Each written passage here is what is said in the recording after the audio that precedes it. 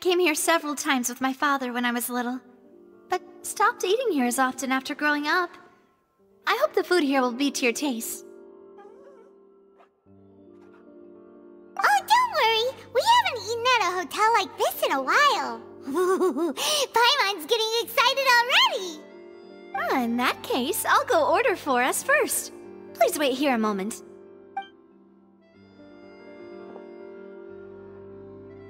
Ooh, everything looks so good! People in Fontaine sure know how to enjoy life! Why, of course. Go ahead, try whatever you like. If the food's good, I'll make a group reservation for the rest of Spina di Rosula next time. And if it's not? Well, then I'll still bring everyone. Albeit with only one dish per table. You, sure have your own way of doing things. Oh, we called this a farewell meal, but we could also treat it like a victory feast, right? We did just win that case after all. Oh, true. Very true. In that case, boss, we'll have another 2 dishes. Huh? Paimon didn't mean that you had to order even more food.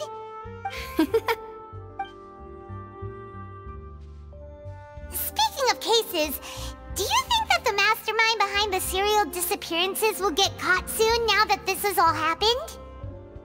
Well, we've certainly taken a big step forward, but I feel that's about it. We know that there's an organization that means to dissolve these young women, but we still don't know what they are really after. If it hadn't happened right in front of us, Paimon wouldn't have ever believed that a person could be dissolved like that. Right? Yet it was because this was such a preposterous notion that the investigation could never really move forward before. Ugh. If only that guy could have finished speaking! We were so close to hearing who was behind it. In such investigations, even the smallest step can seem like a yawning chasm if the trail of clues is cut off. To be honest, I don't have high hopes for any follow-up that the authorities might conduct. It's not that I don't have faith in their ability, it's just that a different perspective is required in some matters. It's easy to guard against and deceive a single narrow perspective.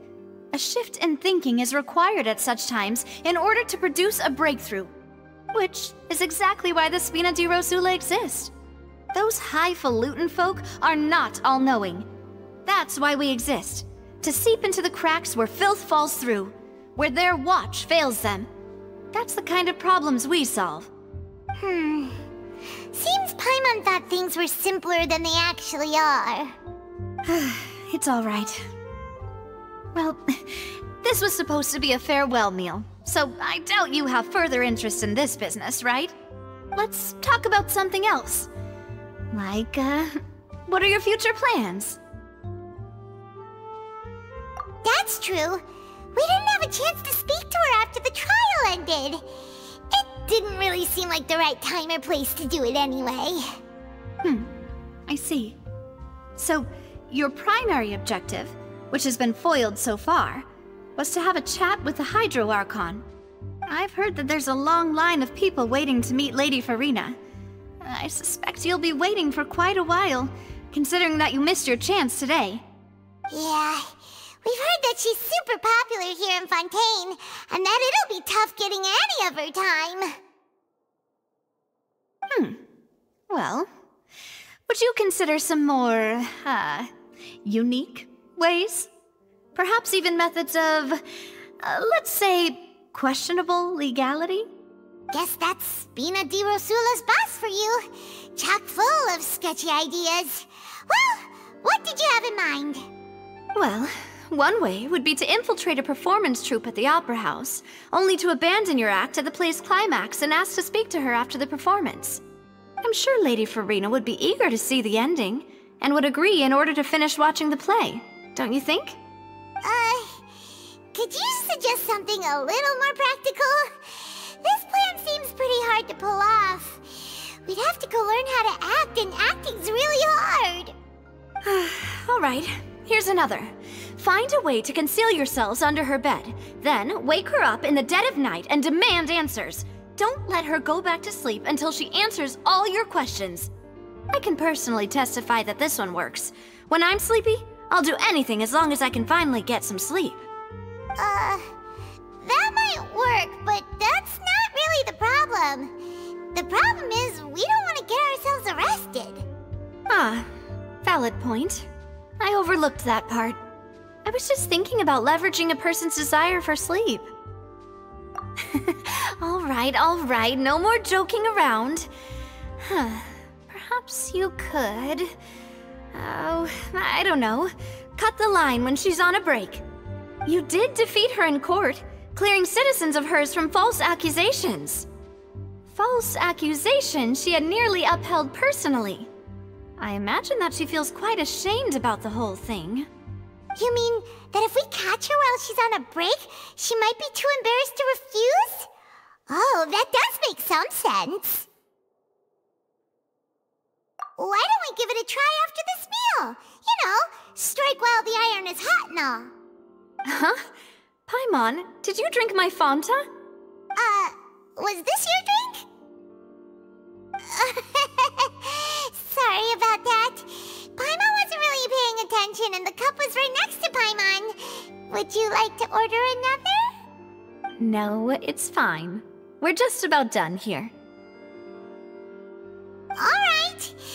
Honestly, Paimon wouldn't recommend Fonta anyway. It tastes kind of salty and icky. Is that so? Huh. Well, in that case, we'll have to blacklist the Fonta here then. If we're all finished eating, then I'll go pay. Yeah, we're stuffed. Thanks for the treat, Navia.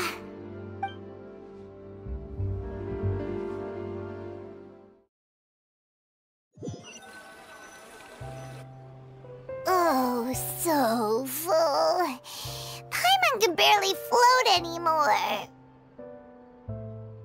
Nah, that would be so... normal. You know, like you. Okay. As for expenses this month, we're left with... Hey, Navia! What are you doing over there?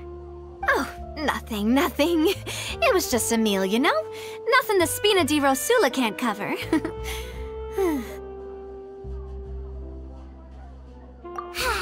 Let's get ready to try to meet the Hydro Archon again. Bye, Navia! So this is goodbye, huh? Well, if you do encounter any other trouble in Fontaine, you're always welcome to contact the Spina di Rosula. I'll give your requests the highest priority. In any case, I wish you smooth sailing. I'll see you again, partner. See ya!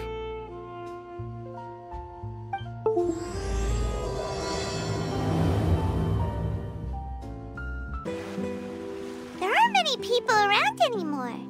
Looks like that boat we took to Araneas might have been the last one. Vache. Looks like we're back here again. Huh? Traveler? Are you hearing voices again? Ugh. That's kinda spooky. Are you sure we don't want to come back in the morning? Vache? Vache. Hey, why are you still walking towards it? There might be something nasty in the water. Huh? Hang on. Paimon can kinda hear a voice. It's calling for Vache, right? Hey, Traveler! Stop walking! Come on, wake up!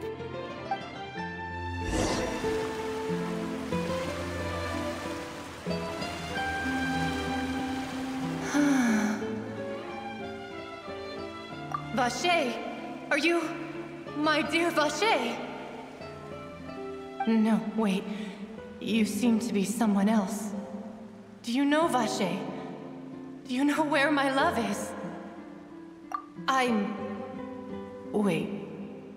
Who am I? I'm very sorry. I fear I do not know. My memories feel like they have been washed away like a flood. So many fragments dissolved amidst the tide, never to be recovered. How much have I lost? How many things that I once held dear while on land have I since forgotten? Yes, that is what I was once. But now, I am but the consciousness of one who is lost, therefore. I do not know how I came to be like this either. I only vaguely remember being covered in light blue water, and then all grew dim. I also remember going to many places. I loved adventure, loved exploring places of peril. No matter where I went, Vacher would go with me. I knew how dearly he loved me, and I also loved him equally as much. But now, we can no longer go back.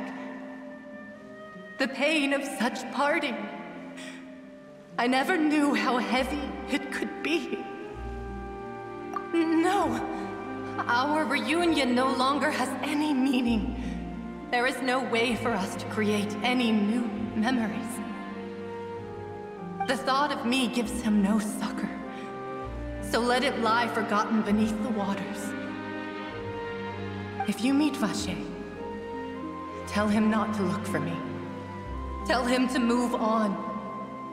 That is the only thing I still remember.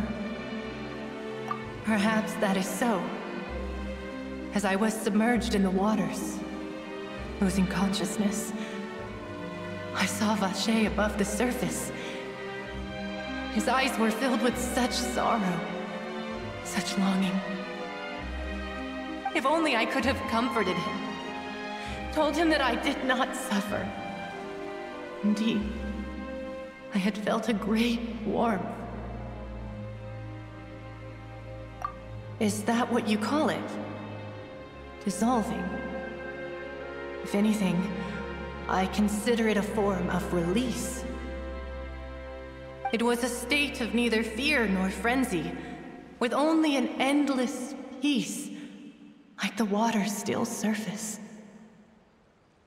I could also liken it to being a thirsty person who drinks water for the first time, and only then sees how they have lived for so long in a world of endless want and anxiety. I think I hear your companion. It's time for you to go, I think. Farewell, then. I am glad that you were able to sense my presence. Remember, if you see Vacher, tell him not to seek me out any longer.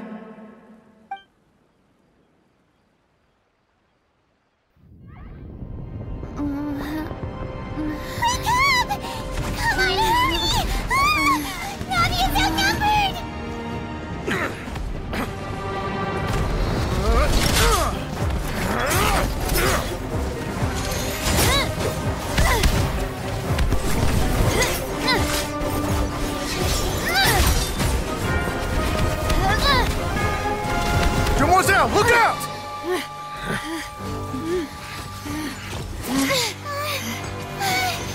Dear God, it's a whole army of Gardamex.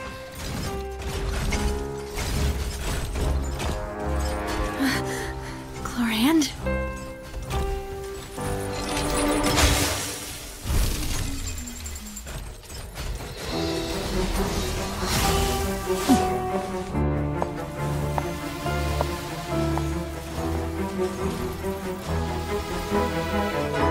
Quick, now's our chance!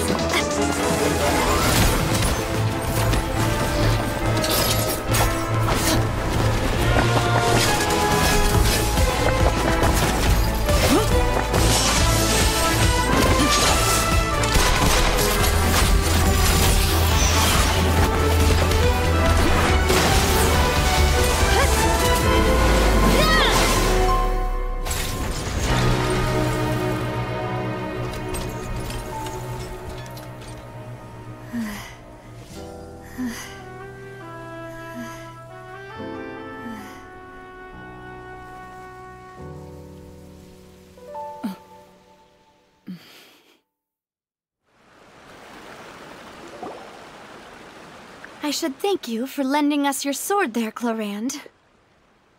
But before I do so, could you explain how you managed to show up here? I followed you. It seemed to me that danger has followed you more closely as of late. I believe that following someone without their knowledge is actually called stalking, is it not? Mr. Callus's last wish was for me to ensure your safety, and I will not betray his trust. He would do the same, were he alive today. Do not speak of my father! Sorry, demoiselle. I was not strong enough. Thank you for your aid, Miss Clarand, but do keep an eye out for your manner of speech. I believe we all wish to avoid unnecessary emotional harm. Sorry, I did not consider your feelings. Whatever. What else do you know? How did you come to the conclusion that I'd be in grave danger? I doubt I know much more than you, but I believe that the mastermind behind the serial disappearances is very powerful. Your performance tonight will almost certainly attract their attention. I'm sure they've known about me. To be honest, I'm shocked it's taken them this long to act against me. And what about these Gardamex? I thought only those associated with the Maison Gardiennage could control them. None of these mecha have serial numbers. I was sure to check a moment ago. They are not the ones used by the authorities to enforce the law. I can only conclude that some powerful or wealthy party must have obtained them via illegal means, deploying them as a private force of sorts. What? Your point being that they're out of Spina di Rosula's league, then? Yes. Be careful, and do not act rashly. I will continue investigating no matter what. We will bring the truth to light. That's my father's true last wish. Regardless, thank you for your help today, Clarand. But if you get any ideas, tell me first. I don't much appreciate being followed. I do not think that they'll strike again anytime soon. So I shall stop following you. Good day, all.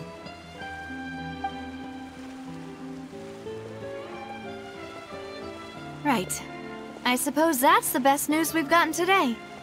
Demoiselle, I believe that Miss Clarand was being sincere with you. If we tried, we could attempt to thaw relations a little. I know, I just... She's...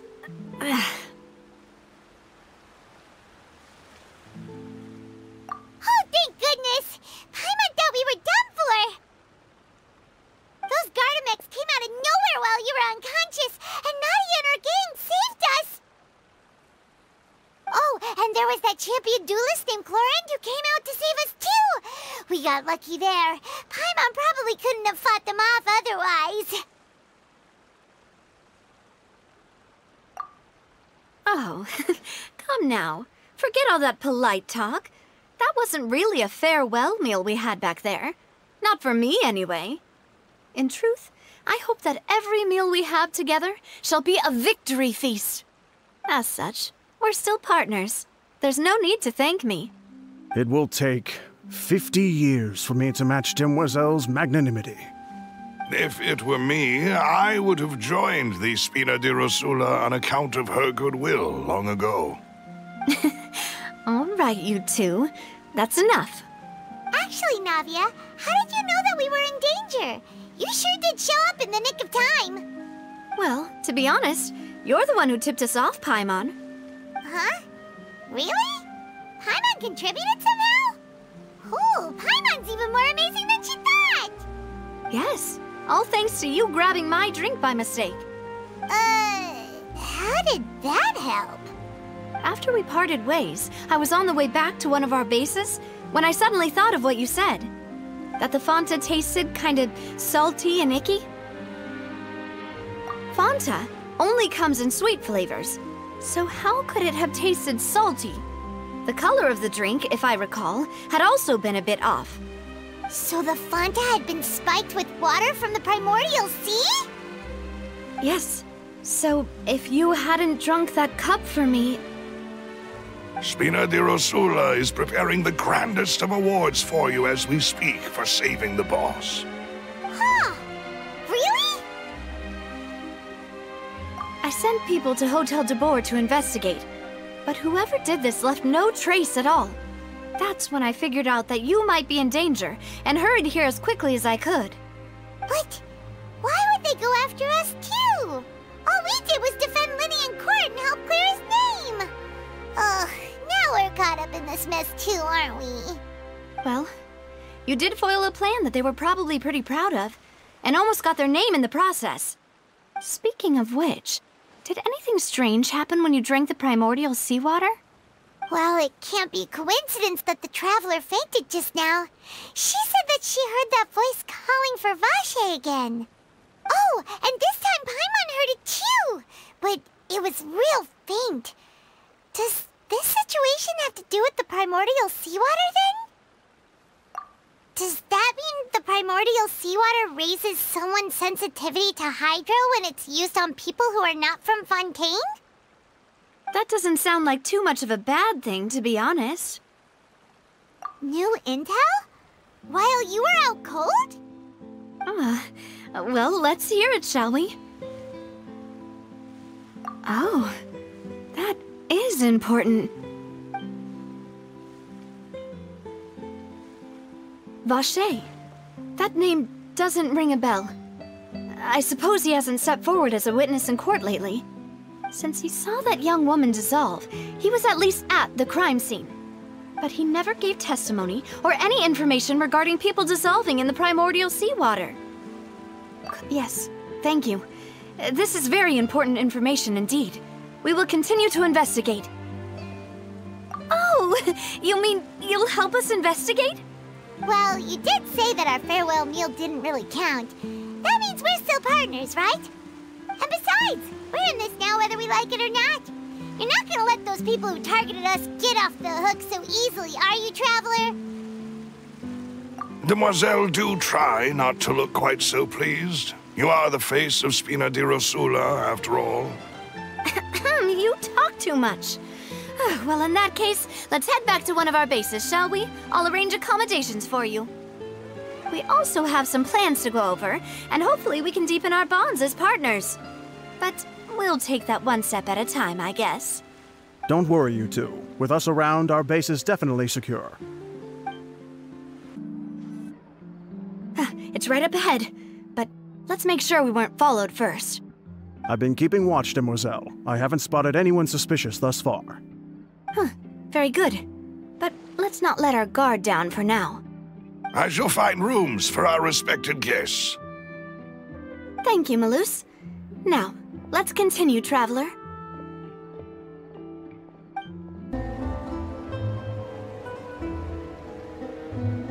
So, this is your base? It's not quite what Paimon imagined. Your accommodations have been arranged. Under the present circumstances, I can confidently say it's the best we have. Well, our funds have been a little tight lately.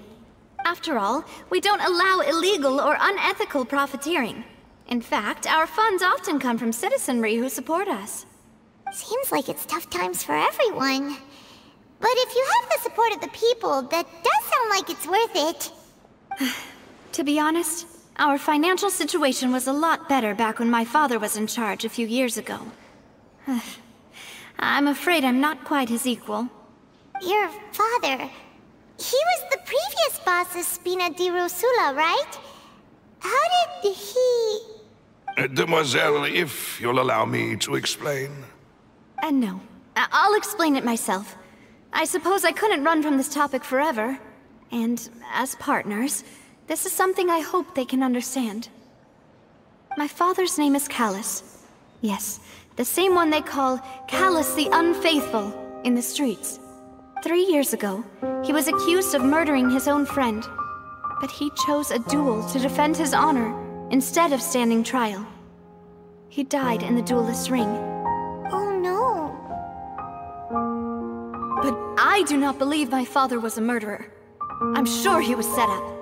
At the time, I believed that if he only stood trial and was duly investigated, something amiss would crop up and prove his innocence.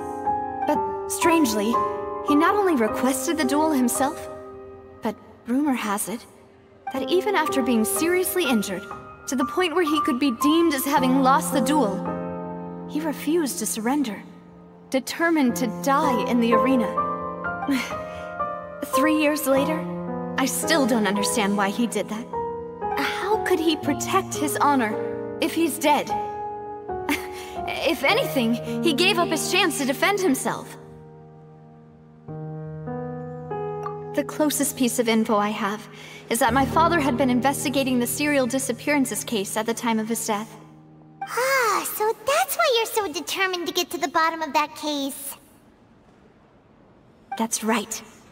I've also tried to investigate the murder my father was implicated in, but I haven't found a single new clue in my countless reviews of the investigation records. However, I believe that if the murder case is related to those behind the disappearances, they must know something.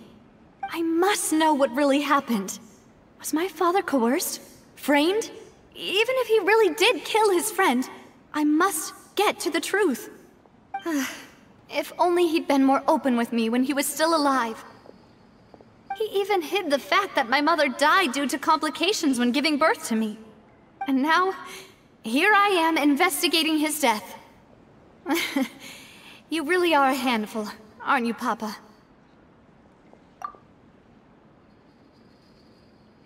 Demoiselle, please, if there is anything I can do, anything at all.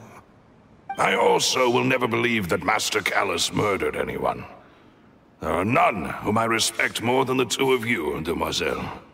Master Callus did so much good in life, yet all it took was one murder case for him to be dubbed Callus the Unfaithful.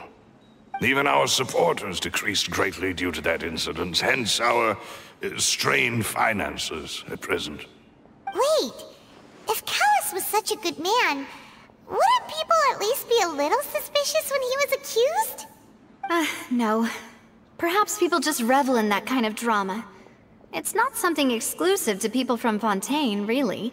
Everyone's like that. People love watching the evil turn over a new leaf, but they also enjoy watching good people fall into an abyss from one slip-up just as much. But how could... never mind. If Callus was really falsely accused, we have to find the truth. He didn't deserve to have that happen to him. There is one other thing. Master Callus's opponent in the duel was Ms. Clorand. Oh, her? Well, then, isn't that as good as saying that she was the one who killed him? Yeah, that's not the sort of thing that you can just let go and move on from. Ms. Clorand has always placed great emphasis on the honorable nature of the duel. If her opponent doesn't yield, she will not stop either. She knew Master Callus beforehand and greatly respected him, but seeing how he was resolute in the arena, there was only ever one choice she could have made. It's not that I don't understand her at all, but I just can't deal with this yet. Don't worry, Navia. Paimon knows how you feel. You don't have to force yourself to do that. Afterward, Ms. Clorand told us that at the start of the duel, Master Callus requested that she ensure Demoiselle Navia's safety. Yes, that is our understanding as well. Oh, Papa. What madness drove you to ask the person who killed you to take care of me?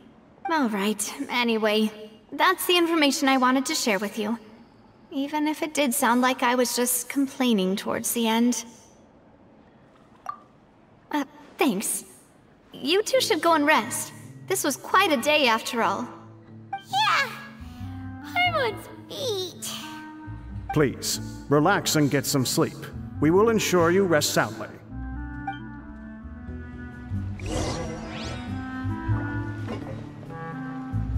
Whether it be responsibility for Spina di Rosula or Master Callus's death, it all landed on Demoiselle's shoulders so suddenly. This won't do. I must become stronger.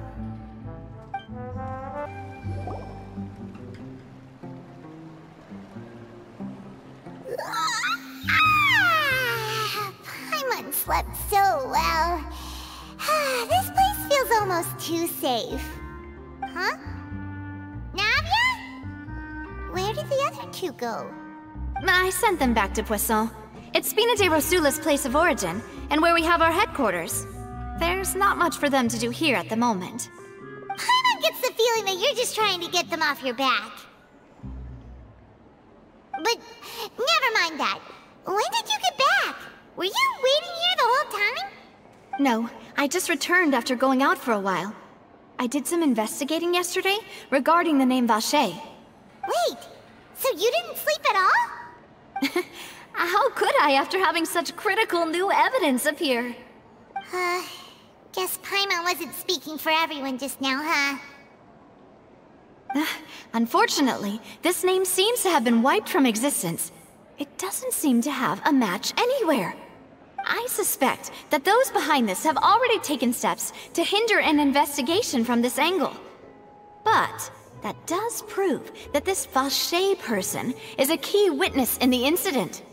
Does that mean we're too late, though? No. There is one ray of hope.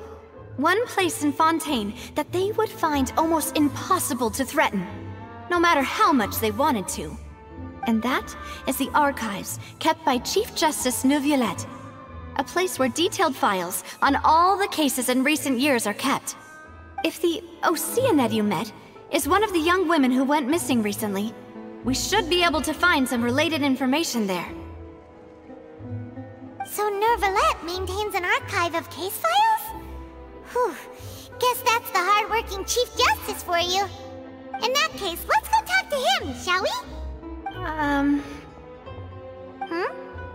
Aren't you coming along, Navia? Did you get tired? No, it's nothing. Let's go see the Honorable Chief Justice.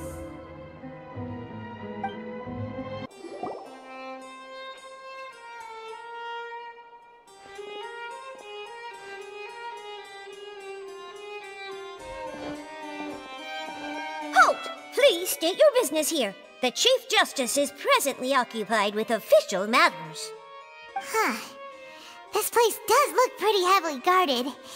Guess that proves that Neuvillette's files are really secure. Hey, don't you recognize us? Huh? Who are you? Just to be clear, I don't care who you are or who you might be related to. Our rules make no exceptions. See? They've got great discipline, too. Yep. Paimon can tell. If you're here just to crack jokes, I can point you towards the exit. Unlike some, we're busy, so please leave if you don't have a reason to be here. No. What I meant to say is, shouldn't you remember us from a few days ago? We were at the trial of the great magician Linny. Oh, yes, I remember. I read about it in the Steambird. You must be Linny's attorneys. It's all coming back to me now. We're here today to report and archive some information on a follow-up case. Huh. Is that even a thing? Of course. Don't worry. We're here on official business. You can trust us. All right then, I'll let you through. The Chief Justice is just inside. Thanks so much.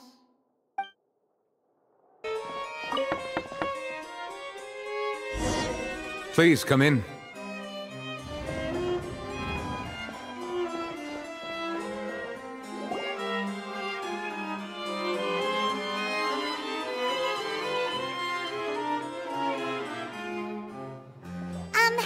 Sorry to barge in, Monsieur Neuvillette. We only lied to get in because we didn't know any other way. It's all right. Please let me know how I may be of assistance to you. So you're not mad at us? We're looking for a man called Vacher. He may have been an eyewitness in the serial disappearances case. If we can find him, we may be able to unearth some key information on the case. Ah, I see. In that case, please wait here a moment while I browse through the files.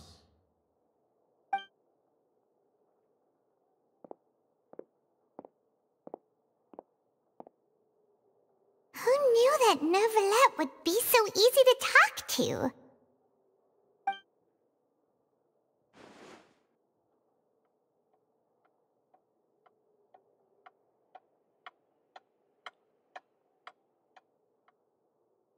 Unfortunately, I'm quite certain that no one by the name of Vacher has been involved in any case, criminal or civil, in the past several years. There are no records of him either in the files or in my memory. Traveler, what if it was really just a dream? Is that so? All right then. Thank you so much, Monsieur Neuvillette. We'll take our leave now. Ahem.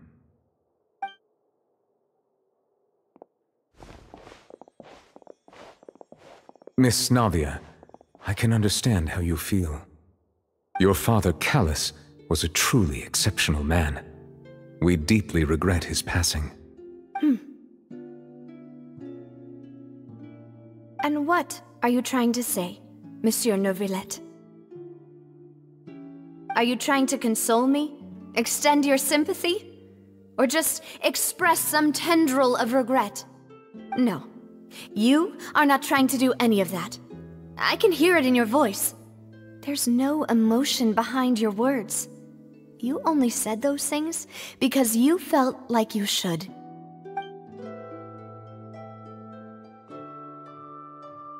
It's just like last time. After my father took his place in the duelist ring, I pushed through the guards to talk to you as a last resort. You even told me then that you thought there was something fishy with the case, yet you still allowed the duel to go ahead. In your eyes, the value of a human life is nothing compared to those cold laws you hold so dear.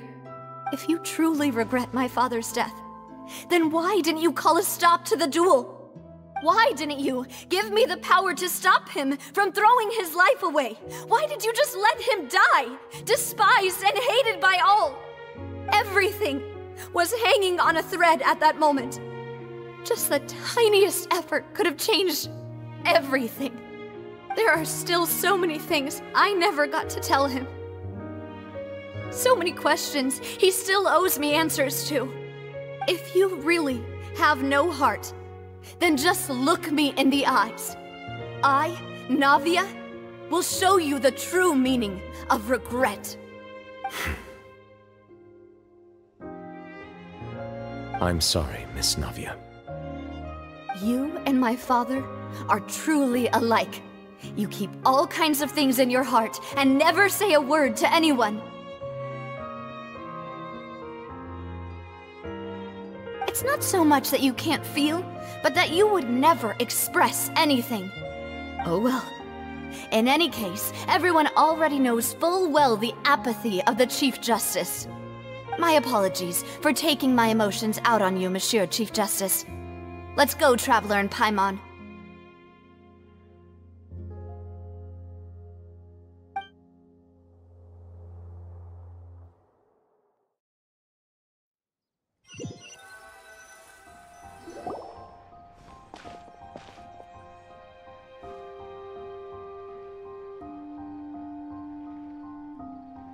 Navia, are you okay? I'm fine. Rain. It's raining. You're right. Wasn't it still sunny when we went into the building? And there shouldn't be any active trials today. How strange.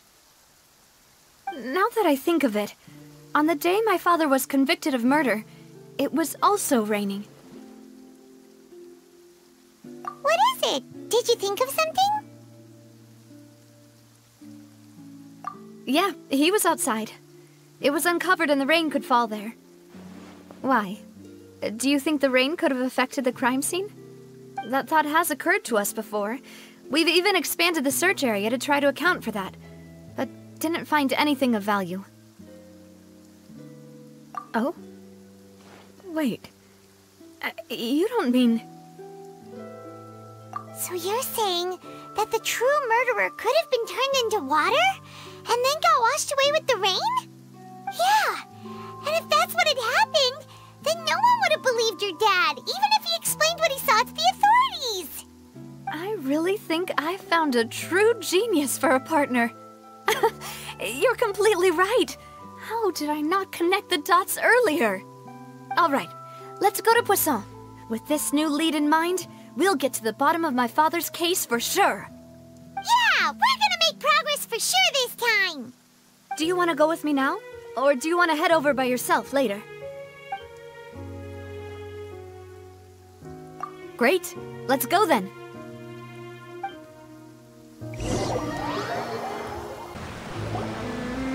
Whoa, what a huge ship! Why would a ship be anchored at a place like this? There's no need to be so surprised. While it may look like a ship, it's actually Spina di Rosula's headquarters. My father was the one who asked for it to be built like this. Perhaps our taste in exterior design is the only thing we occasionally had in common. A gigantic and glamorous ship embodies discovery, opportunity, ambition, and conquest. It symbolizes Spina di Rosula's bright and limitless future. And Paimon thought you were bluffing when you said Spina di Rosula had a glorious past. Paimon was confused why a group with such a history would live in the sewers. But now that Paimon has seen this ship for herself, she's been convinced. Well, Poisson is where Spina di Rosula began, after all. It's our main base, our home.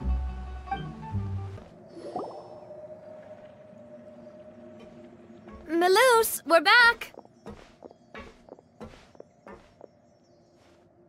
Apologies for the wait, demoiselle, and our most important partners. You said before that you still had some business at the court. What brings you back to Poisson so quickly?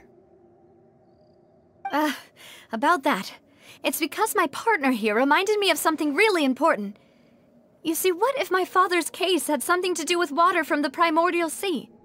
You still remember, right, Melus? On that night, it was raining? Yes, the case was quite similar to that of Mr. Linney's. Both were what you'd call impossible murders. Could you tell us a bit more about what happened before? Yeah, of course.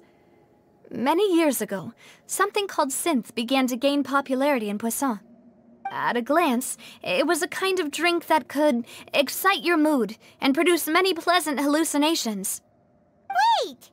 Didn't that guard guy who turned into water also mention that the primordial water could be used to produce some kind of potion? Yes, he did. Considering what we know now, it's almost certain that synth is created using water from the primordial sea. If you drink synth for an extended amount of time, you'll suffer many side effects, such as losing the ability to focus or control your emotions. And if you were to stop drinking it completely, you'll experience flashes of paranoia and anxiety while lacking energy to do anything. It's an extremely dangerous substance. As he oversaw Poisson, my father was compelled to put a stop to synth abuse and called for a complete ban of it. Boss's uncompromising attitude incurred the synth vendor's wrath, but no matter how much they threatened or bribed him, he refused to yield. Not only that, Boss became determined to find the mastermind behind the synth operation and put an end to the problem once and for all. Yes, but the enemy was very cunning. So he could never get anything out of the dealers, all of whom only sold the stuff and weren't privy to the rest of the operation. Recognizing that, my father decided to contact the dealers in secret and cultivate personal relationships with them. Finally, he was able to convince someone to become his informant. The man's name was Jacques.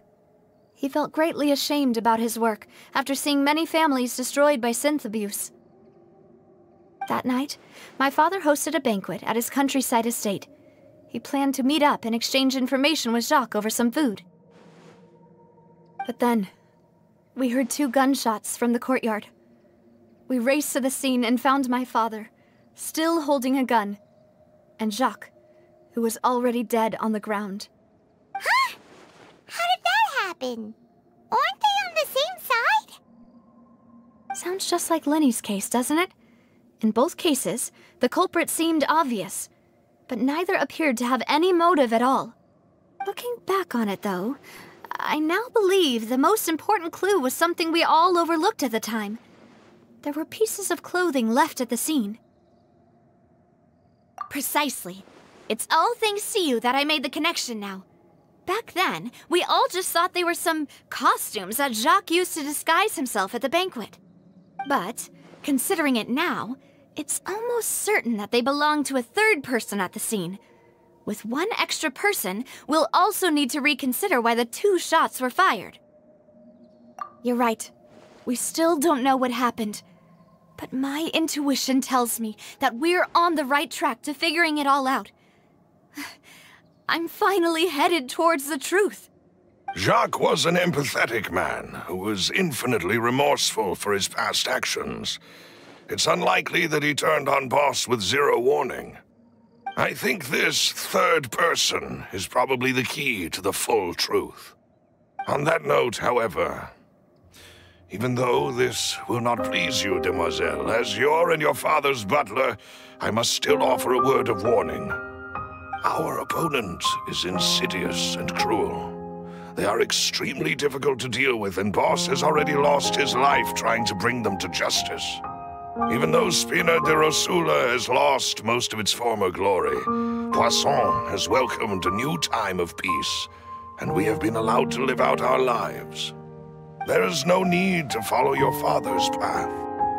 It would be both wise and in line with Boss's wishes to step back and give up on the case.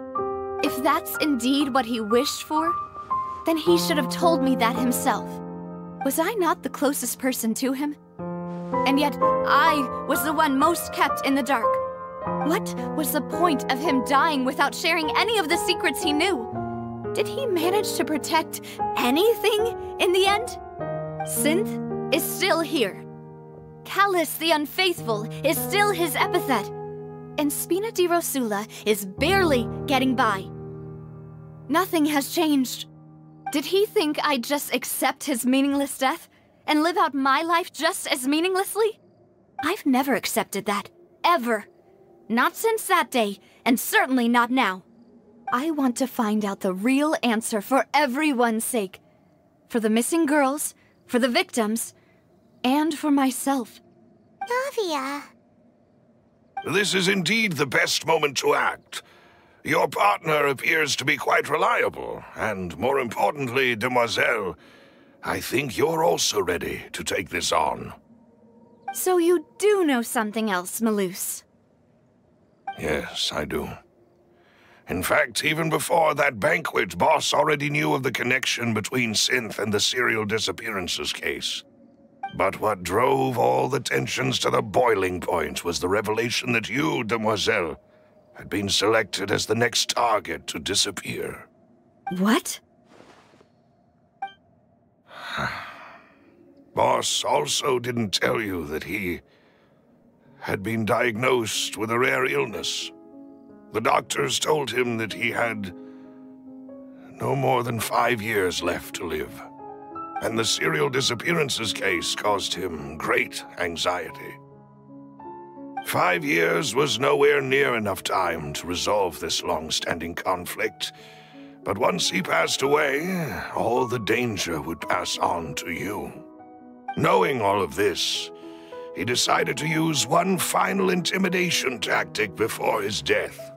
He claimed to have already gotten his hands on some key incriminating evidence for the other side, and even told some members of Spina di Rosula about the details.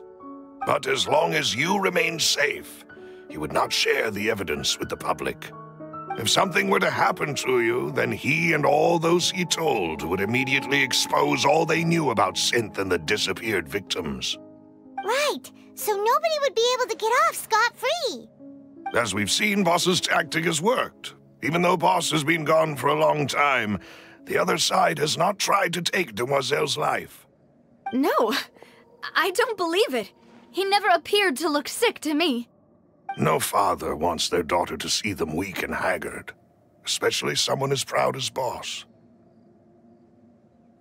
To him, dying in a duel and suffering lasting dishonor as the Unfaithful were still far preferable than losing face in front of his daughter.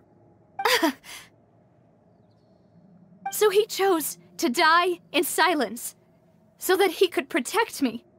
I'm afraid you're not understanding this correctly, demoiselle. What Boss wanted to hand to you was not a parasol, but a sword. If Boss's spirit could hear you telling me that you want to find the answer for the sake of everyone involved, I'm sure he'd be extremely proud. That fool. Couldn't he have just given it to me straight? No.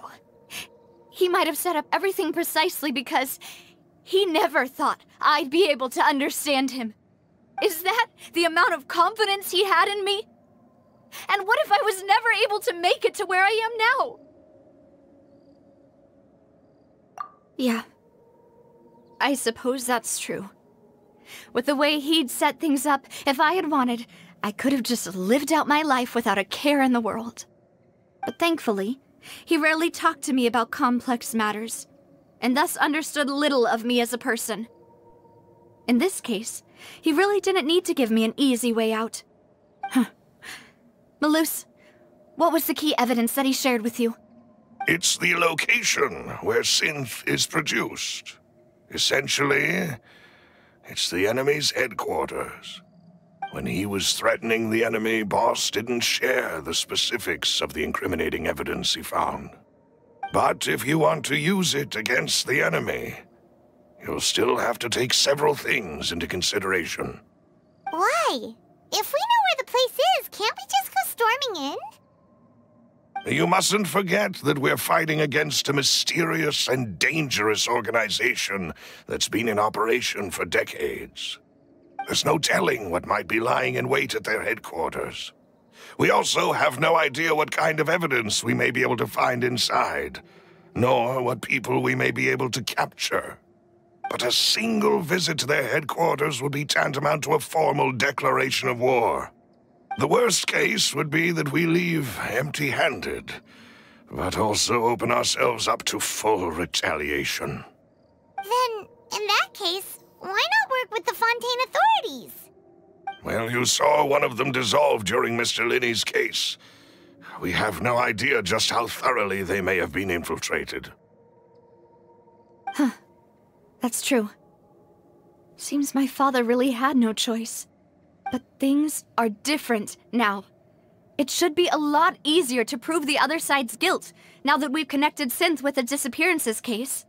You sound like you've put a lot of thought into this, Malus. I am the butler, after all. I live but to serve the boss and Demoiselle's will. I've always been willing to take on any kind of risk for your sake. But considering my relative lack of ability, I've spent my time keeping secrets, performing basic investigations, and waiting for the right time to come. Thank you for all of that, Malus. Have you discovered anything new in the past few years? Let me think. One conclusion I came to was that the enemy must be quite familiar with Spina di Rosula, or at least have an informant planted here. When I announced orders to the organization's members on Demoiselle's behalf, I used to deliberately keep a few people in the dark and observe the reactions of the synth vendors. If the vendors didn't change their plans, then the individuals informed of our orders must be innocent. If the vendors packed up and fled, however, then someone must have given them the news. After several rounds of testing and investigative tracing, I've narrowed the suspect list down to 3 people. The first is Florent, Spina di Rosula's senior advisor. Huh? Florent? Yes, surprising, isn't it?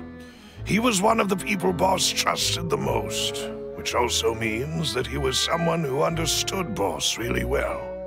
Thanks to his position within Boss's innermost circle, he always knew our upcoming plans and could thus avoid capture this whole time. There's someone else like him too. Marcel, the head of Confrérie of Cabrières. Uncle Marcel. It's a guild in Poisson. Boss helped it to grow to its current size and prominence. In the beginning, they were only reselling some daily goods, but now they're, One of the richest guilds around, with a lot of business connections in the city. So, they're like a sister organization of Spina di Rosula? Yes, you can say that. When we were fighting against the synth dealers, they provided us with plenty of support. It's a bit difficult to imagine someone using their own money to hunt down themselves.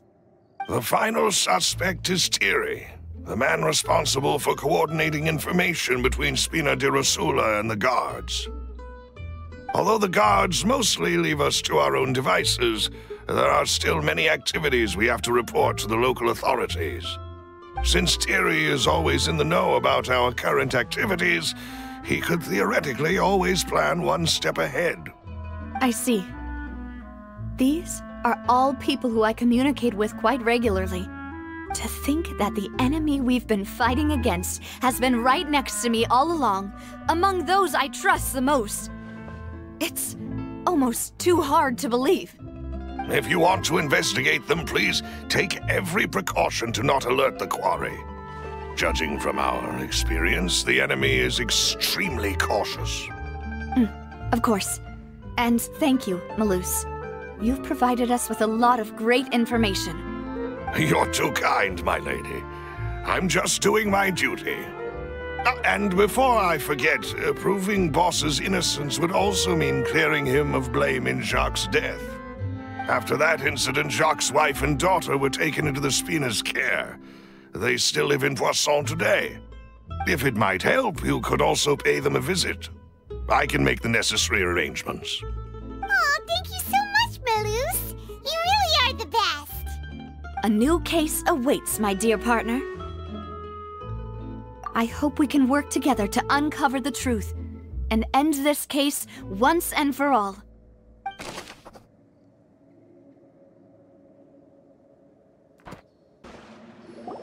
It is settled, then. Please excuse me, and enjoy your conversation at your leisure. Thank you for arranging everything for us, Malus.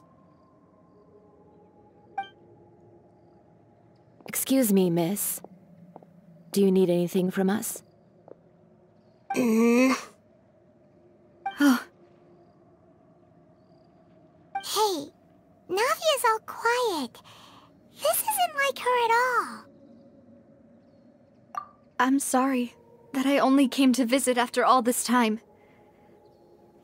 After what happened, I didn't know how I was supposed to face the two of you. Ah, if it's about that, there's no need to apologize. After my husband died, Spina di Rosula sent us a lot of mora and support. I understood your guilt and apology to be genuine. But aren't all of those things nothing compared to the loss of Jacques? I can understand the kind of pain that comes with losing a father so needlessly. You don't understand at all. I didn't know how to face you, because I didn't know what I could possibly bring as a consolation gift. I know only the full truth could bring closure to you, and to all of us. I'm sorry. I appreciate the sentiment, but you don't have to carry all that guilt. On the matter regarding my husband, my daughter and I have more or less found our answer already. Would you mind sharing it with me? I really can't believe that my father could ever bring himself to shoot Jacques. I always knew that my husband's money was earned through others' suffering. He told me countless times that if he could turn back the clock, he would never go into the synth business again. He had many regrets, and felt that he took the idea of providing for his family too literally. For the longest time, he thought mora was everything. So when Mr. Callis came to him with a proposal, he accepted it almost immediately. He tried to be as careful as he could, but even so, he was still found out by the higher-ups. They found out about his betrayal? Papa didn't say that exactly, but Papa did tell me that I should never be ungrateful. Before he left that day, he told me that he had no choice.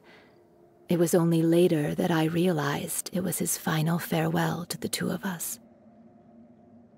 I don't know that for sure, But you could say that's the conclusion I eventually came to. Which is why I'm the one who should feel guilty. Callus had always taken great care of us, both when he was still alive and after he passed away. Even if he fired the shot that killed my husband, it was likely in self-defense.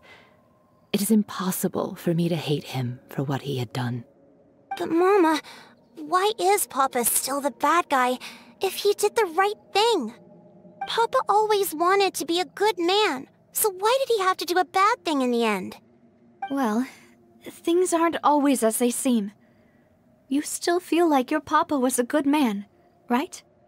Yeah, Papa was a really good man. The best in the whole world. Then you should hold on to that. If a good man had to do a bad thing, then he must have had his reasons. Regardless of whether he left you a parasol or a sword. He must have done so to give you a better life. Oh. Thank you for everything you've told me. I will definitely find the truth. The current state of things is not something I'm willing to just sit back and accept. Thank you. I'm very grateful to hear this from you. Even though your personality is quite different from your father's, your determination when you speak is really similar. You really think so? That's the first time anyone said that to me.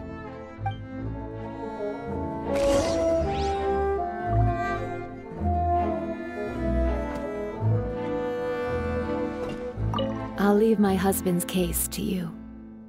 Thank you, Miss Spina, and Miss Spina's friend. Are you okay, Navia? I'm fine. Don't worry. Let's investigate the 3 suspects next. Florent should be nearby, and we should be able to find Thierry and Uncle Marcel in the city. I'll get myself together on the way, so please don't worry.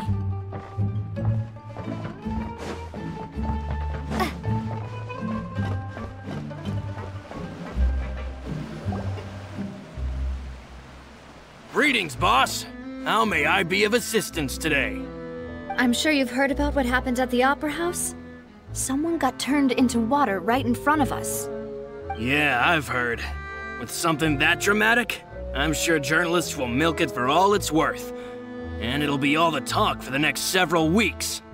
It also reminded me, on the day that the incident happened with my father, it was raining outside, and we found some clothes left at the scene. After my partner here put the dots together for me, I feel like we should try to reopen his case.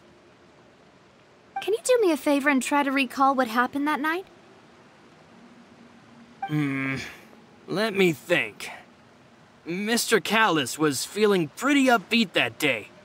So he was drinking and bantering away with us at the table. After that, he told us that he wanted to go get some fresh air. So we let him go without thinking much of it.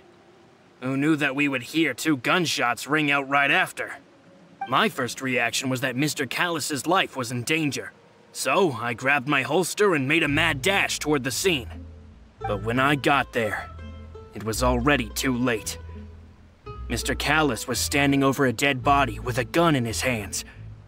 All we could do was look back and forth at each other, not knowing what to say. So you also remember 2 gunshots then? Indeed. The guard said that the first shot didn't hit anyone, while the second killed Jacques. But I've never really bought that explanation. Reason being, Mr. Callus had left his gun on the table. I even made sure to confirm that before running to the scene. But according to the guards, that doesn't mean he couldn't have had other guns on his person. About the clothes left at the scene that you mentioned, do you think there was a 3rd person there who was turned into water? At least from our perspective, my father had no reason to kill, so he would also have no reason to bring an extra gun with him. The gun he was holding probably belonged to Jacques, or a 3rd person on the scene. Yeah, that makes a lot of sense. So you're saying Mr. Callus ended up with the gun because he seized it from one of the other guys? But hold on. If that's what had happened, then why didn't he share the truth with any of us? He didn't even want to face the Oratrice machine, and chose instead to prove his honor in a duel. Did he lose all faith in the courts after seeing someone dissolve right in front of his eyes? About that, Malus told me a thing or two. So, I think I can understand why he committed to the duel. I'll tell you everything, once the whole truth has been revealed. I understand. Then, I'll leave Mr. Callus's honor in your hands, boss. And if I may just say one more thing. The whole Callus the Unfaithful epithet has been a thorn in my side since the day it was invented. Many people have laughed at me for still calling him Mr. Callus, even after so many years have passed. But it was Mr. Callus's trust that allowed me to rise through the ranks of Spina di Rosula and live the life I lead today. No matter what others might say, he'll always be the man I respect the most. And he'll always be my boss. Don't worry. I will definitely find the truth. You and all our other comrades at the Spina deserve to know the truth as well.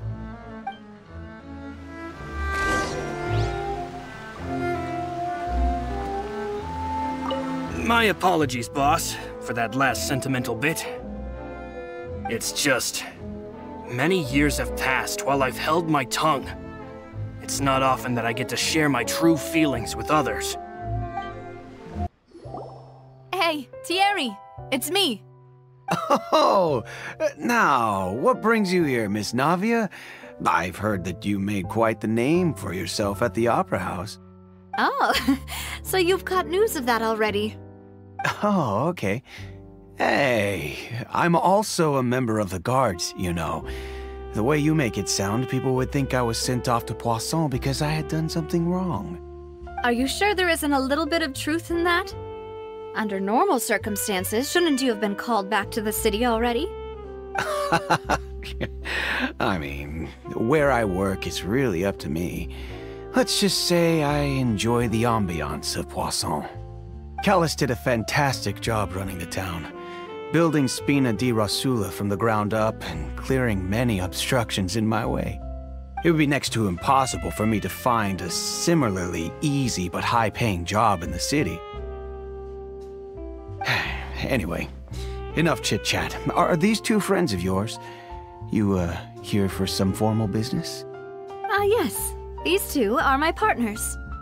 What happened at the Opera House made us realize that Linny's case and my father's may be related. We're trying to reinvestigate the details of my father's old case. Ah, I get it. You think there might be more to the case now that we know people can be dissolved into water, right? I was also flabbergasted when I first heard of it. If you want to go through the original files from your father's case, I can help you look for them. That'd be much appreciated. Thank you. Actually, I have another question. Do you have the authority to dispatch Gardamex? Of course. Without them, I couldn't possibly handle Poisson on my own. Why do you ask? We definitely can't use them to forcefully get more evidence for your father's case. Well, you see, just recently, we were attacked by a horde of unnumbered Gardamex in the city. So, if you hypothetically wanted to do something against me, all you would need to do is get rid of the mecha serial numbers and send them after me. Then you think too highly of my abilities. Dispatching mecha is very different from controlling them. If I had to make an analogy, when you order a dish, the chef will make it for you. You can ask the chef to cook, but not to massage your shoulders or carry your baggage. If you try to make unreasonable demands, the chef would just think you're out of your mind and ignore you completely. The same goes for me and my Gardamex. Removing a serial number is also not as easy as you might think. There are a lot of complex steps to it, and it's almost impossible to keep it a secret. So I can promise you, those mecha were definitely private units. They're certainly not cheap. So, whoever their owner is must be super rich, powerful, or both. Now that you mention it, though, being in the synth business would definitely be profitable enough to afford this. Oh, then you're officially in the clear, Thierry. Oh, well, thank you for the vote of confidence, Navia. Jokes aside, I'd like to wish you all the best with your investigation. I'll be staying in the city for a little while, so just come find me if you need any support from the guards.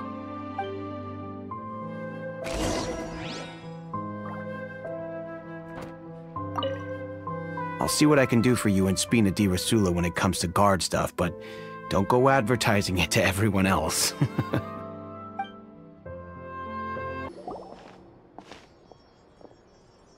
Hello. How may I help you? I'm here to see Marcel. Could you please let him know? You can just say Navia's looking for him. Sure. I will let him know right away.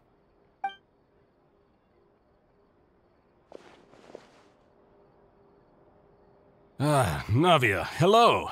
Sorry to keep you waiting. I'm not as young as I used to be, so my legs are giving out a bit. Oh, it's all right, Uncle Marcel. There's no need to stress. I just wanted to talk to you briefly about what happened in the Opera House. I'm sure you saw everything too, right? Yes, I've never seen anything so strange. Oh, you were at the Opera House too? That's right. I went there with Navia to see the magic show. Who knew it would turn into a whole murder mystery? I also witnessed your marvelous sleuthing work. Quite impressive.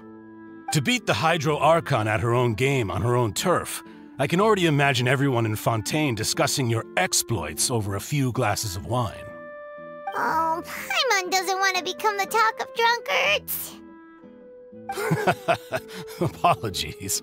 It's just how Fontaine is as a nation. Everyone loves drama and theatrics. Uncle Marcel, you've also noticed that other thing, right? The fact that humans can dissolve in water? Yes, I was reminded of your father's case right away. Is that what you're investigating now? Exactly. I still don't have much solid proof, but I can sense that the other side has already begun to act. Oh, and what makes you say that? We were attacked on Araneus by some unnumbered Gardamex. And there was also an attempt to get me to drink water from the primordial sea. If not for the vigilance of my partner, I probably wouldn't even be here talking to you right now. Oh, you're giving us too much credit. Wasn't it you who protected us? Alas, it seems things are heating up again. The peace that Callus sought so dearly will soon become a thing of the past. But rest assured, Navia, Poisson will always remain a safe haven for you. If you're scared, you can always return there. If anyone dares to lay their hands on you there, the Confrérie of Cabrières will use its funds to the last Mora to bring them to justice. Thank you, Uncle Marcel. But I don't intend to go into hiding. I'm going to strike while the iron's hot. Do you have any new thoughts on my father's case? About that. Sorry, my age is catching up with me, so it'll take me a while to recall my memory.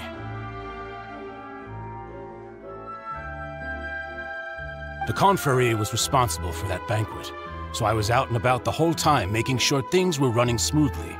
I didn't even have the time to drink with the guests. Then I heard the sound of a gunshot, and the rest was history. Oh, it's okay. No need to push yourself. We'll ask around some more. See if there are any valuable clues elsewhere. Sounds good. Just let me know if you ever need Mora. All my wealth comes from Callus's patronage and support. I'll spend however much it takes to clear his name.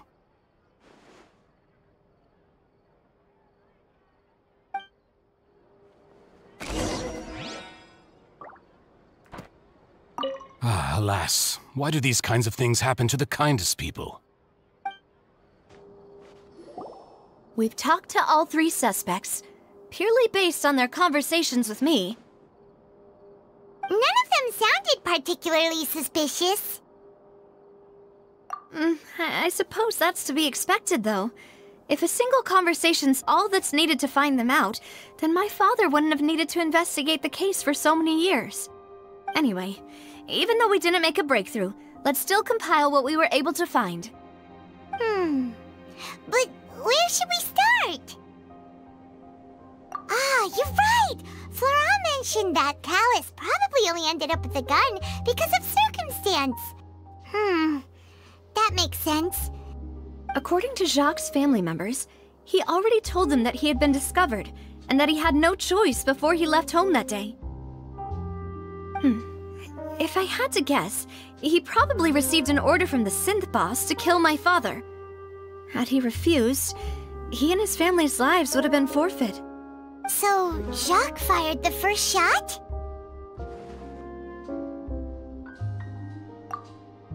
Oh? And why is that? Ooh, that's a good point. Jacques probably already knew that he was just being used as a tool for murder. And once he had completed his mission, he'd be of no more use to his boss. So, what would make more sense from his perspective would be to turn his back on the Order and seek protection from my father. Makes sense. But without evidence, that's still just a theory. Besides Jacques, the attack from the Gardamex has been bothering me quite a bit as well. It's obvious that our enemy has become more antsy after the secret of the primordial seawater was revealed. Do you think he knew, even then, that we'd follow this lead to the end? Given everything that's happened since, it's quite possible. But who among the 3 suspects would have the ability to control privately owned Gardamex? Uncle Marcel? My father did really trust him. And they worked together on a large number of projects. Maybe that's how he got to know Jacques.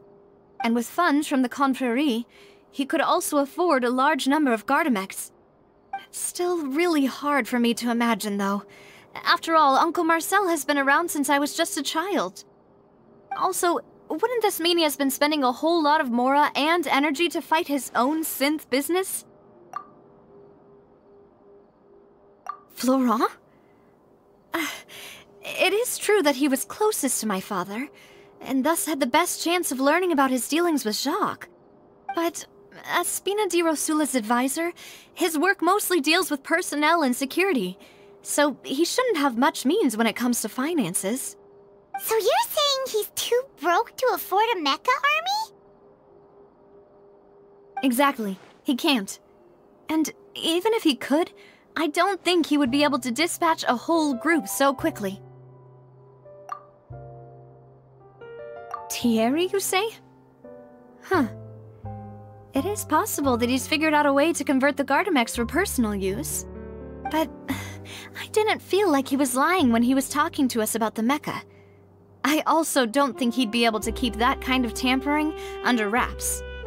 Yeah, had he actually tampered with the mecha, we'd be able to prove it with a simple check of the guard's inventory.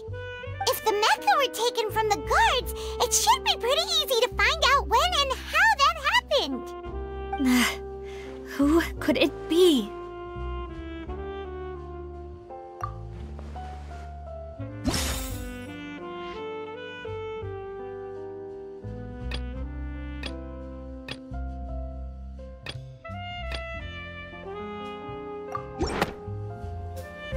You know, if you think everything through, Uncle Marcel is indeed the most suspicious of them all.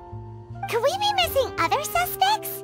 Malus didn't know about the people turning into water thing when he narrowed it down to these 3, did he? Malus has always been very reliable, and his judgment of others' trustworthiness has been fair and well considered. When he laid out his case for the 3, the rationale he gave me made a lot of sense as well.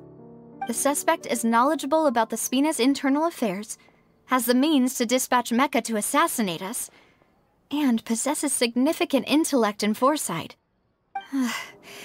Even if I don't want to believe it, I'm starting to see how things could all tie back to Uncle Marcel. Well, we still have another trump card on top of all the theorizing and speculating. Yes, Malus did say that charging straight in there would be extremely risky. But we don't have any other options right now. We need far more solid proof before we can hope to go charging in on our enemy. Navia, here you are. Oh, I've been looking for you. Huh? Aren't you the guy from the guards? Did something happen?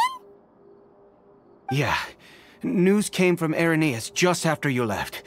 We've got another trial on our hands. Wasn't that place built specifically for holding trials? What's so newsworthy about this one? I know. But they said the person they're putting on trial is a Fatui harbinger called Tartaglia. What? Is that someone you know? Yeah, we know him. Maybe even a little too well. Well, he's been accused of being the true culprit behind the serial disappearances case. It's absurd, don't you think? Wait, how? None of our investigations have had anything to do with him. That's what I thought was strange about it, so I came to tell you the news right away. If the charge against him stands, then it'll be next to impossible to get the guards to support any of our planned investigations. Right, because they'll think they've already found the culprit. Yeah, and it'll be a lot harder then to clear Mr. Callus's name. I understand. Well, partner, what do you think we should do? We still haven't found any conclusive evidence. Huh? Split up? What do you mean?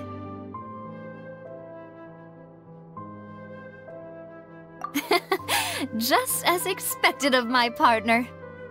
Since this is a trial about the serial disappearances case, the culprit's attention will be focused on Irenaeus, leaving his home base wide open. You're right. This is our best opportunity. All right then, let's do this. I'll stall them at the Opera House and charge Marcel as the true culprit. I won't have any chance of making that charge stick, though, unless we find more evidence. It'll be up to you to make it back in time and hand the decisive evidence to me. We'll help you, just like you helped us in Linny's trial. Demoiselle, please allow us to accompany you. I'm ready. Ah, Malus, Silver. When did you two get here? We heard that you'll be leaving Poisson and figured that you might require our assistance. It's our hope that your confidence will be bolstered with the two of us by your side. Thank you so much. Then, let's make haste for Irenaeus. Paimon, Traveler, I'll see you at the Opera House. See you then!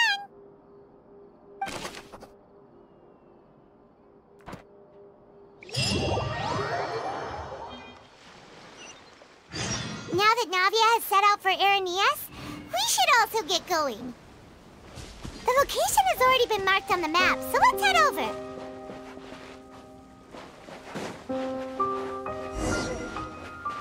Huh. According to Malus's info, the synth production base is underwater. Let's go and try to find the entrance. Finally found it! Huh. So this is the entrance that leads to the synth production base. It sure doesn't seem out of the ordinary at all. Ah, you're right. An important place like this is bound to have a ton of protective measures and mechanisms. Navia's probably arguing up a storm right now to stall for us.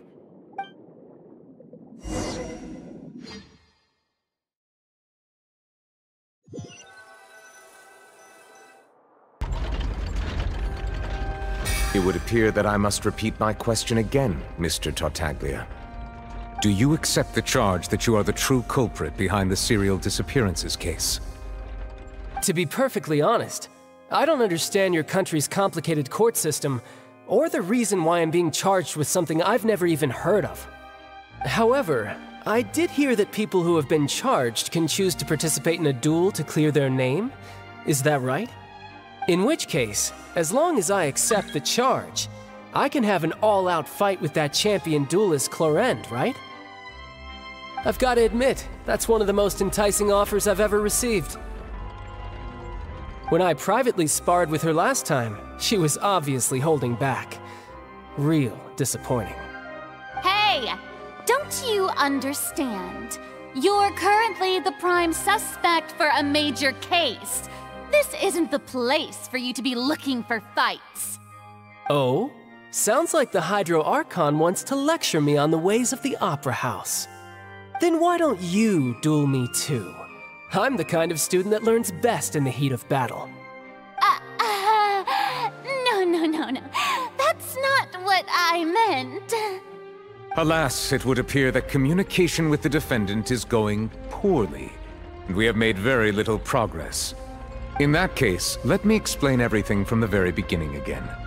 The goal of this trial is to determine the culprit behind the serial disappearances case. That case had nothing to do with him!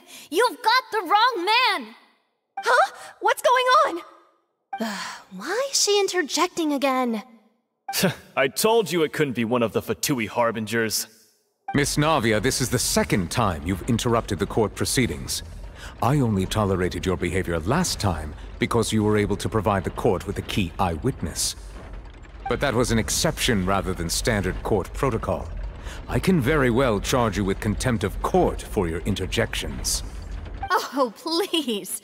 Did you ever think I had any respect for this place's pointless theatrics?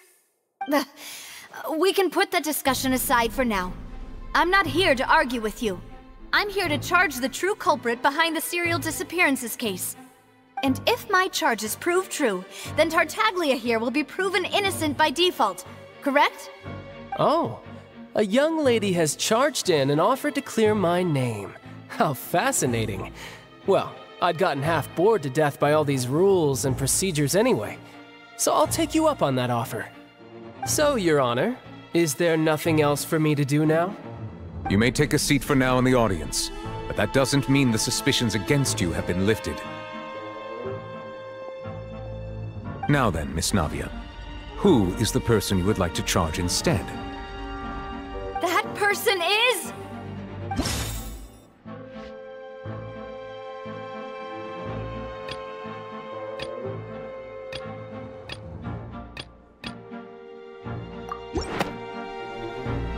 Marcel, the head of Confrérie of Cabrières! Huh? What confrérie? Never heard of them in my life. I've heard of them, but weren't they Spina di Rosula's sister organization? Oh, is this going to be a friends to enemies type situation? Please let me remind you, Miss Navia, that charging someone is an incredibly serious matter. Committing to the charge also means taking on the legal responsibilities associated with it. And if the charge fails, depending on the circumstances, you may also be charged with the crime of making a false accusation. Knowing this, do you still wish to charge this man? Yes, I do. In that case, I declare the charge to be valid. Miss Navia and attorneys, please take your places on the court. Members of the guards, please contact Mr. Marcel right away so that he may stand trial.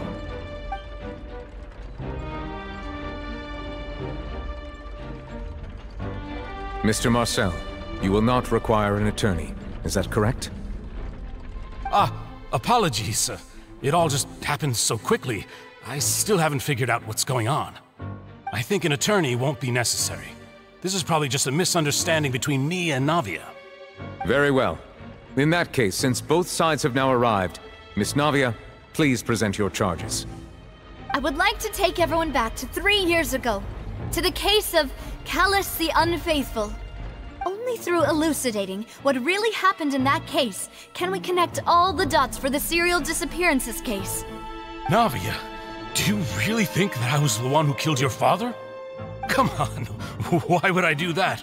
Callus was my benefactor, and remember both you and I only ran to the scene when we heard the sound of a gun. If that's enough to make me a suspect, wouldn't that make everyone at that banquet a suspect as well? I think there's no point in getting into the specifics right now. The audience doesn't even have the big picture yet. Even I'm struggling to remember some details of that case. Exactly correct, Your Honor. I must refresh everyone's memory about that case before I can explain my charge and reasoning. I see. In which case, I will recount the findings about that case as originally recorded by Maison Gardiennage.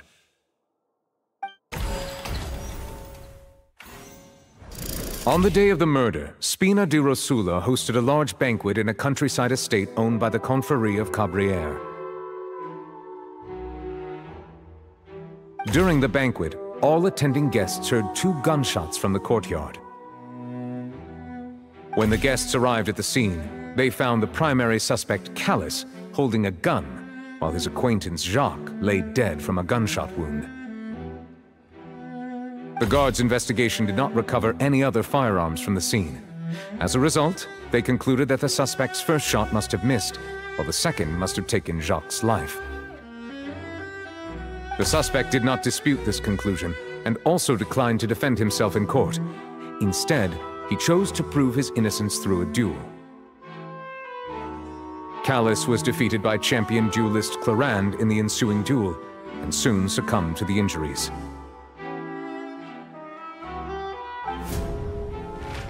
These are the known facts about the case.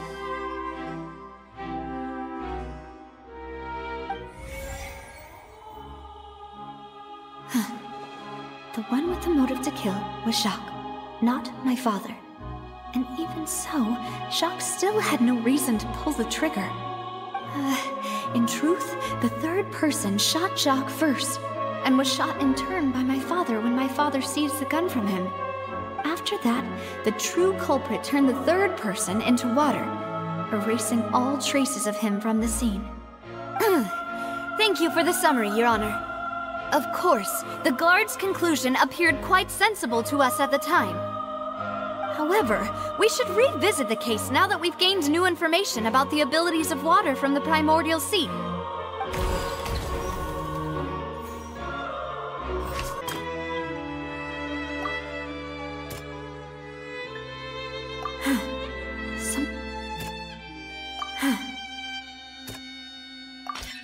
The testimony of the victim's family confirms that Jacques had thoughts of assassinating Callus when he set out for the banquet. However, in the end, he reconsidered, and instead shared everything with Callus, hoping to seek the latter's protection. Unfortunately for Jacques, the true culprit had already considered this possibility, and had sent out another assassin.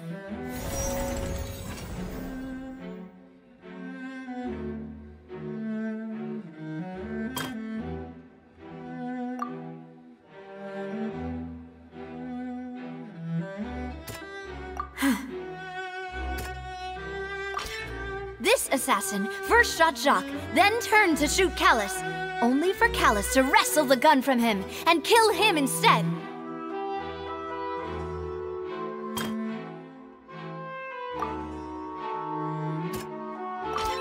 A pile of clothing was found at the scene. The guards once believed they were used by Jacques as a costume to disguise himself, but now it is clear that the clothes were proof that there was a third person at the scene, and that they were turned into water after committing the murder. Since it was raining that day, the culprit was confident that they could use the rain to wash away all traces of their dissolved accomplice. Realizing this, the true culprit caused the hired assassin to dissolve into water, leading everyone to believe Callus was responsible for Jacques' murder. This is the true version of events.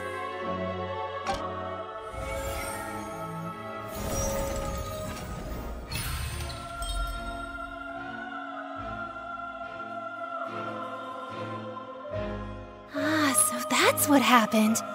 Wait, you're telling me something as dangerous as water from the primordial sea has been used for all these years? What a great theory. It also explains Callus's and Jacques' respective motives. I guess they didn't shoot each other after all. Mr. Marcel, you are the one being charged with the crime. You should provide a rebuttal if you wish to prove your innocence. Ah, but I think I agree with everything Navia just said. In fact, there was nothing in her speech that directly implicated me. Then, may I ask some questions? In my opinion, we primarily need to determine two things. One, do you have the evidence to back up your claims? I'm afraid not. At least not at this very moment. Boo! If you don't have any evidence, you should just go home! I may not have the evidence with me, but I know where I could go to collect it. If we look up the deserted clothes against a record of people who went missing around the same time, we should be able to find a match. Considering the serial disappearances case, the guards probably kept careful records of all missing persons from around that time, regardless of age or gender. That makes sense to me. Monsieur Neuvillette, I would consider this to be a reasonable investigative direction. Why do I feel like Farina's acting a little differently today? Maybe she's scared of embarrassing herself again? Alternatively, she's become more diligent after charging an innocent citizen in the last trial. My second question has to do with the ensuing duel. If the truth is indeed as you described, then why didn't Mr. Callus explain himself in court? If he had testified that a person had been dissolved, he could have at least mounted a defense. I've thought about this too, and the answer is actually pretty simple. He felt there were things that were more important to him. The dissolving power of water from the primordial sea is an important secret for the true culprit of the serial disappearances case. My father could have exposed it for all to see, but he chose to take it to the grave. At that time, Spina di Rosula was in dire straits, and his reputation had already been shattered. He had no guarantee that going forward with the truth would allow the culprit to be brought to justice. What was certain, however, was that it would paint a gigantic target on my back. Boss once told me that Demoiselle had already been selected as the next target of the serial disappearances case. What? If the secret had gotten out, the culprit would have fought an all-out war with Espina right there and then. I wouldn't have been the only one in danger. All of us would have stood to lose our lives. Of course, the guards might eventually figure out the truth of the matter and determine that we were in the right. But what good would that do? How can a hollow verdict protect anyone? Had this opera house ever given my father any kind of confidence in its brand of justice, Spina di Rosula would have had no reason to exist. But by staying silent, we retained the ability to deter our opponents and continue the stalemate.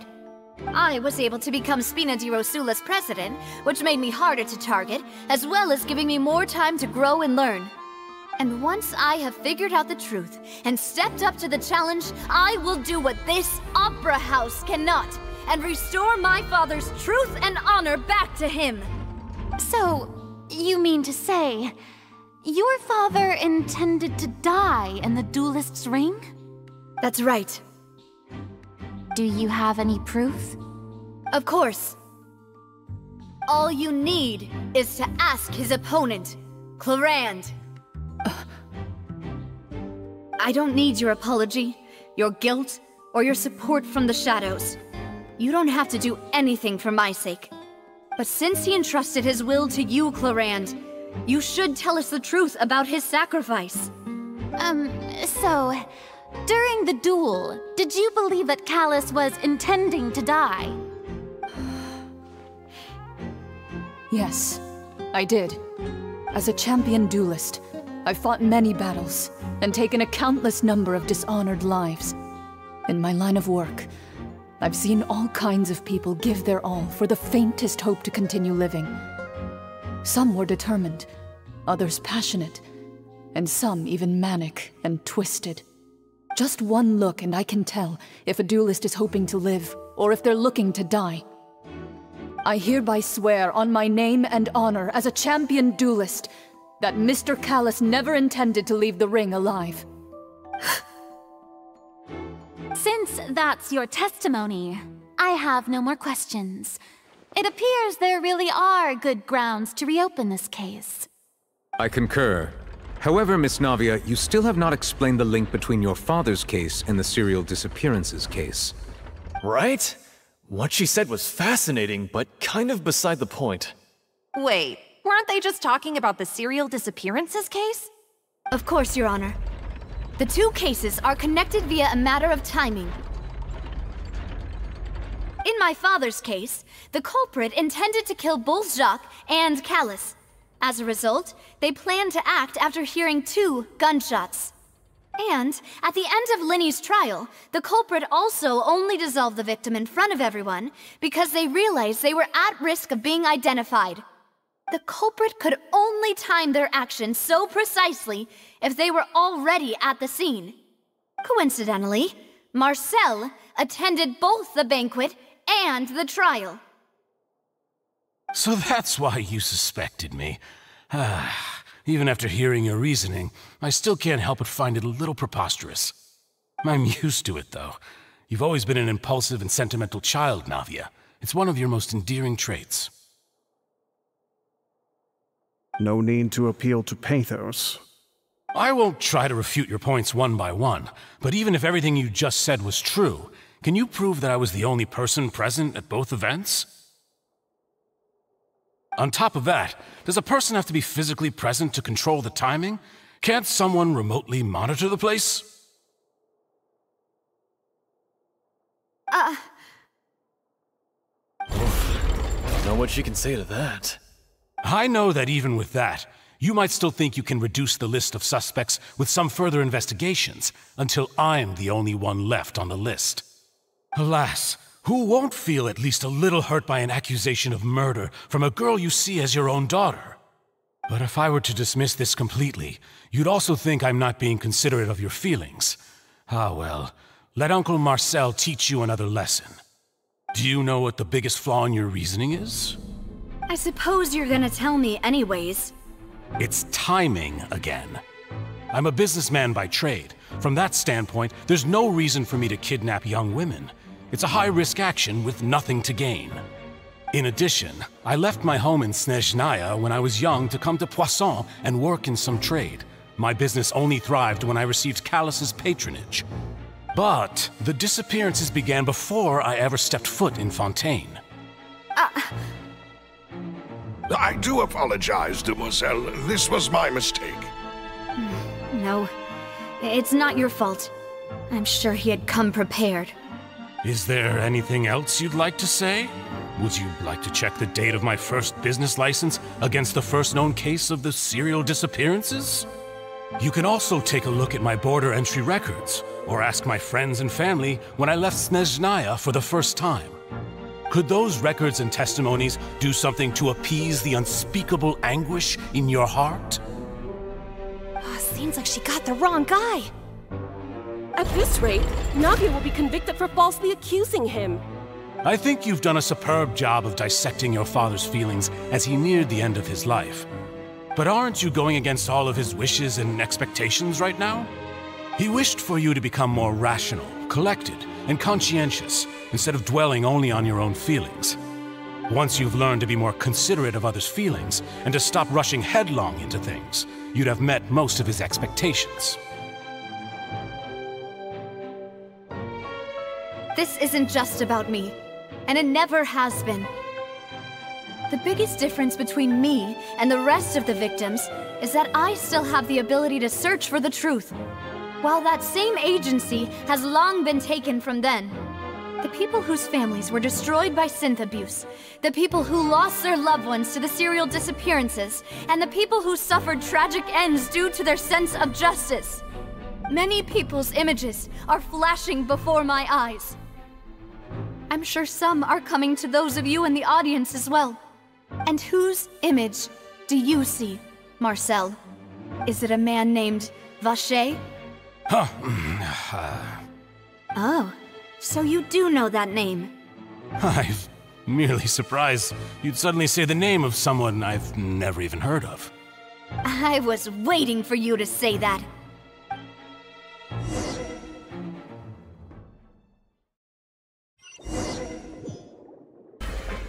Whoa! The floor is going up! Is it because of this mechanism in the middle? That guy really prepared a lot of stuff for this place.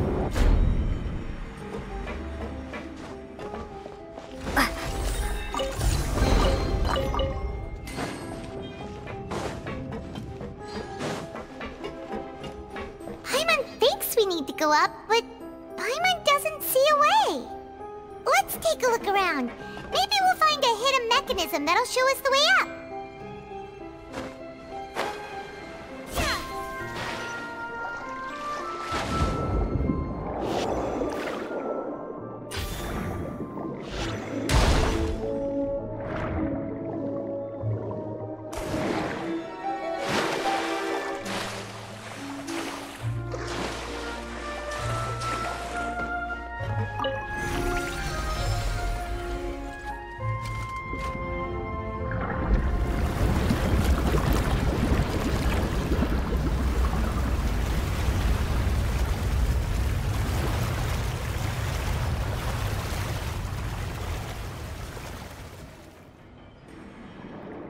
The water level is rising!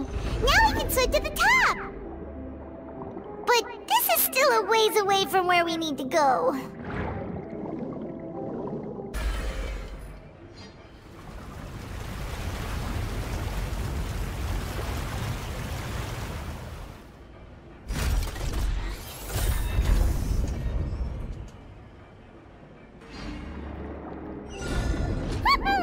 Now the path is clear! Let's go!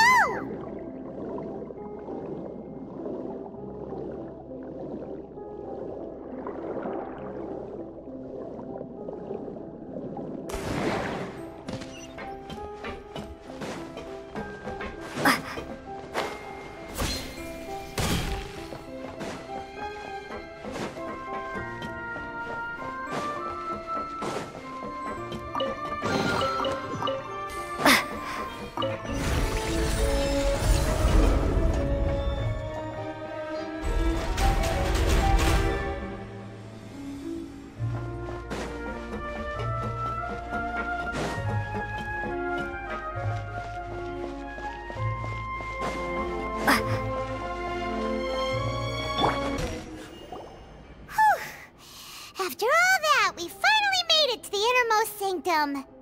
Though, as expected, the mastermind isn't here. That's right. Then let's hurry up and find some evidence so we can get back to the Opera House and help Navia.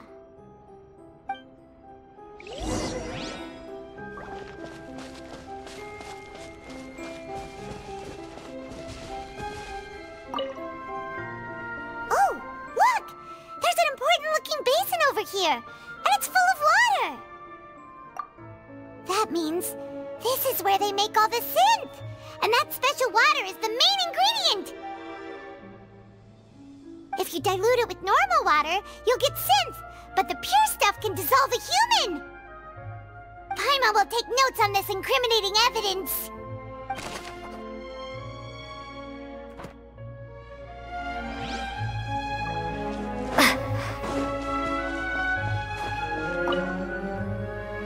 What's this over here? Looks like some kind of place for research.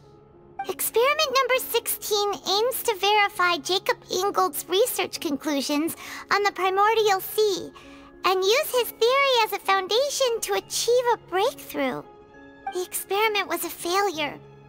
No individual managed to resurface from the water from the primordial sea. Female specimens 22, 23, and 24 were dissolved.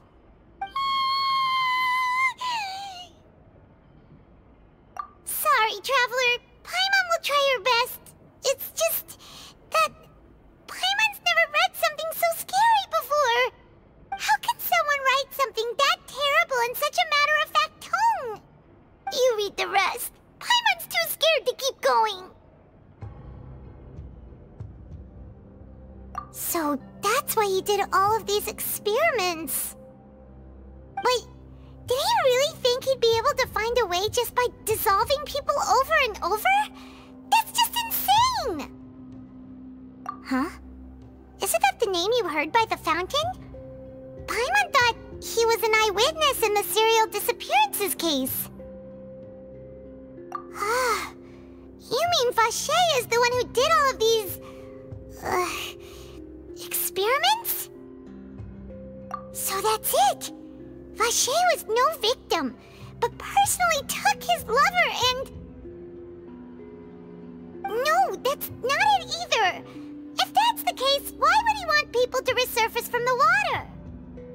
In any case, Paimon will write it all down.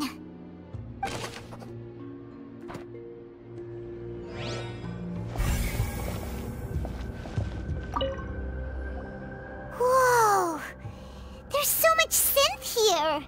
And so many bottles of ingredients that probably just contain the waters of the Primordial Sea. Mixing in progress, ready to drink, stock sample? Huh. They've also got all the synth pretty clearly labeled. Whoa, there's even fruit-flavored synth? Yep, it's super obvious.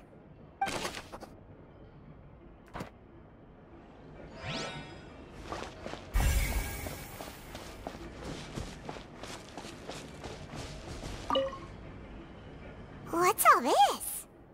Aw, it's a bunch of really cute things! Pink accessories, a hair tie, a necklace, even a makeup box! Oh, Paimon sees it too, but why are all these cute things labeled with different girls' names? Huh? You mean the girls from the serial disappearances? They were brought here? And then they were turned into water. And all the boxes of things. These names. That means... Oh, this is terrible.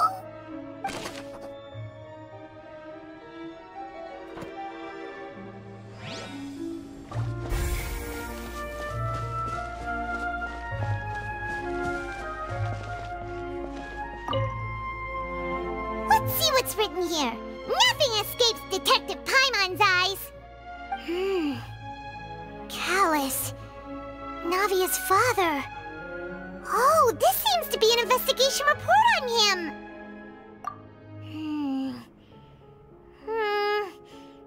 Yep, it's about finding someone to assassinate Jacques and Callus because of a lack of confidence that Jacques himself would go through with it.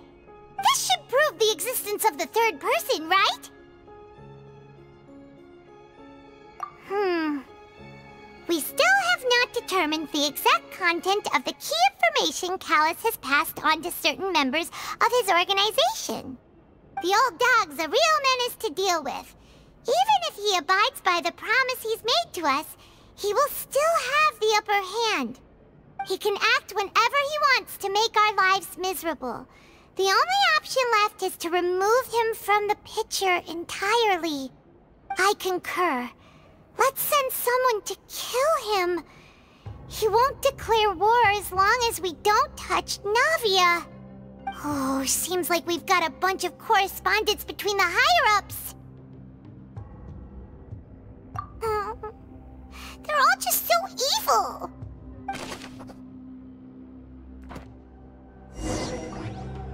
We've looked at almost everything here, and it seems like our theories were spot on. But... yeah, we haven't found anything that reveals his true identity. No wonder even Neuvillette wasn't able to find anything.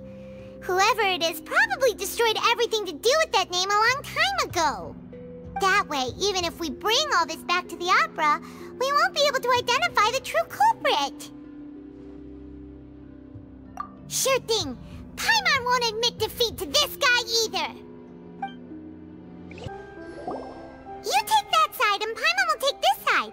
Check everything carefully. We'll find something for sure.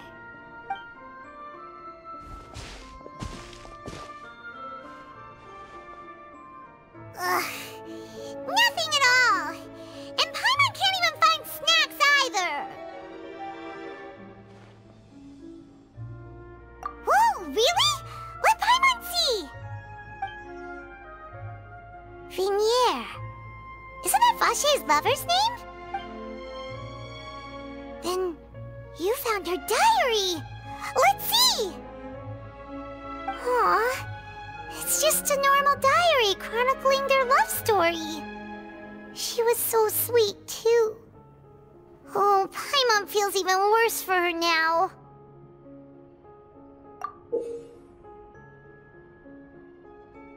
So many! A whole page's worth! But they're all crossed out. Was she unhappy with all of them? The final name she decided on was Marcel. Wait, but Marcel's pretty old.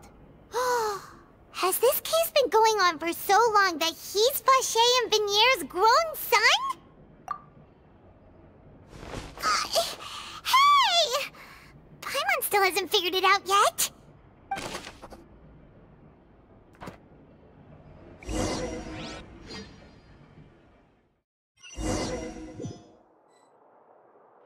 And whose image do you see, Marcel? Is it a man named Vacher? Oh, so you do know that name. I'm merely surprised you'd suddenly say the name of someone I've never even heard of. I was waiting for you to say that.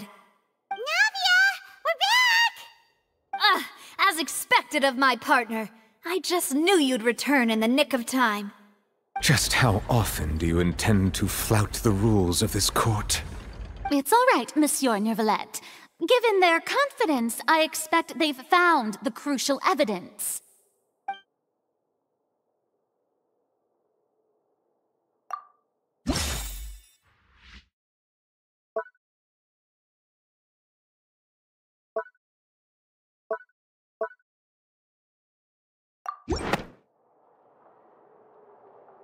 But the truth of it, Marcel, is that you've always been Vacher.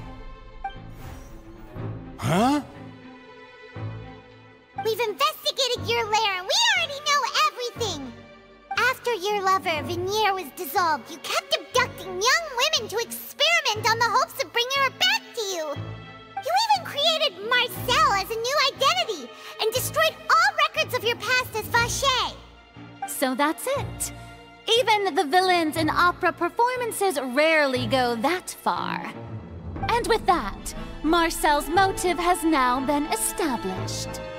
This information regarding your past also dismantles your prior timing defense. Well, Marcel, do you know where you went wrong? You fixated your gaze on the lover that passed away, instead of paying attention to the living people around you. So, you never noticed how we changed, or how we grew as individuals. You also never understood Boss's real expectations for his daughter. Or our determination to see things through. Your determination? Mr. Marcel, please speak up now if you would like to defend yourself. Otherwise, the trial will move on to the next stage. Do you really think I wanted to do any of this? Pay attention to you? What for? Have you ever paid attention to me? Ever empathized with my pain? Ever known how it feels to watch the love of your life dissolve right in front of your eyes? No one helped me. No one even believed me. All those decades ago, even the officers from the Maison Gardiennage were laughing at me. They said there's no way a human being can turn into water. So I must have gone mad from grief. Vinier's death was brushed away by all of you as if it didn't matter at all. Well, now you know, don't you? Ha! Well, it's too late now. All those who were dissolved are gone forever. You only have yourselves to blame. You set up this ornate opera house in pursuit of your so-called justice. Your beloved drama, while turning a blind eye to the suffering of the people. Venier is dead. We promised each other that we would always be together. Wherever she goes, I will follow. But I'm not from this blasted place, so I can't be dissolved, no matter what I do. Hey, is that water from the primordial sea that he's drinking? I can't dissolve! Can't dissolve! Can't dissolve! Do you all see? I can't go, I can't follow. So if I can't go where she is, what choice do I have but to try to bring her back? I did all of that, and in the end, that accursed Callus still got the better of me. I spent my entire life living on pins and needles, only to get stabbed by his idiot daughter at the very end. The suspect is exhibiting signs of mental distress. Guards, please restrain him. Don't touch me! Don't anybody come near me! I still need to save Vignere. Her promise. We made a promise. Vignere. Vignere! Please, Vignere. Don't think badly of me. All I want to do is fulfill our promise. At this point, the verdict of this trial is clear. With Mr. Marcel's conviction, the charges against Mr. Tartaglia no longer have any basis. Fine by me. I was in a bad mood, but after a show like that, I'm actually feeling pretty good. Traveler, please submit all the evidence you have collected to the guards, so that I might review and summarize the truth behind the serial disappearances case.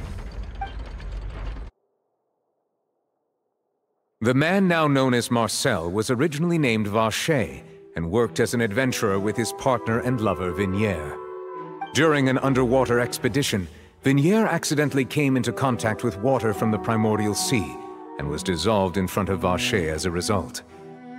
Vacher learned of the primordial water's existence through the work of others and began to kidnap young women for research, with the goal of discovering a method to restore Vignere back to life.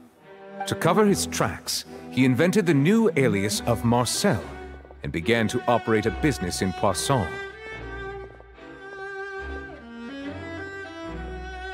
During the course of his research, Vacher discovered that a diluted concoction of water from the primordial sea can induce feelings of euphoria, and began to manufacture and market synth.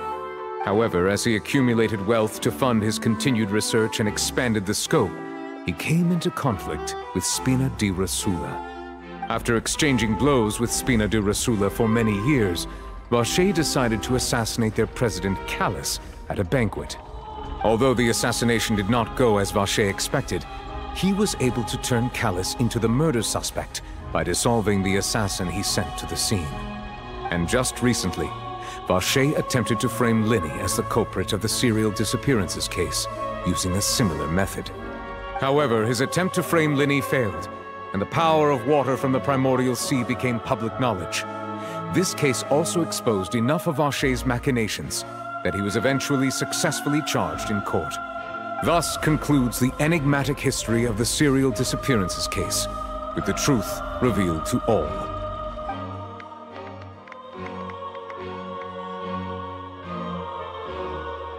The Oratrice will now deliver the final verdict regarding the charges against Mr. Vacher.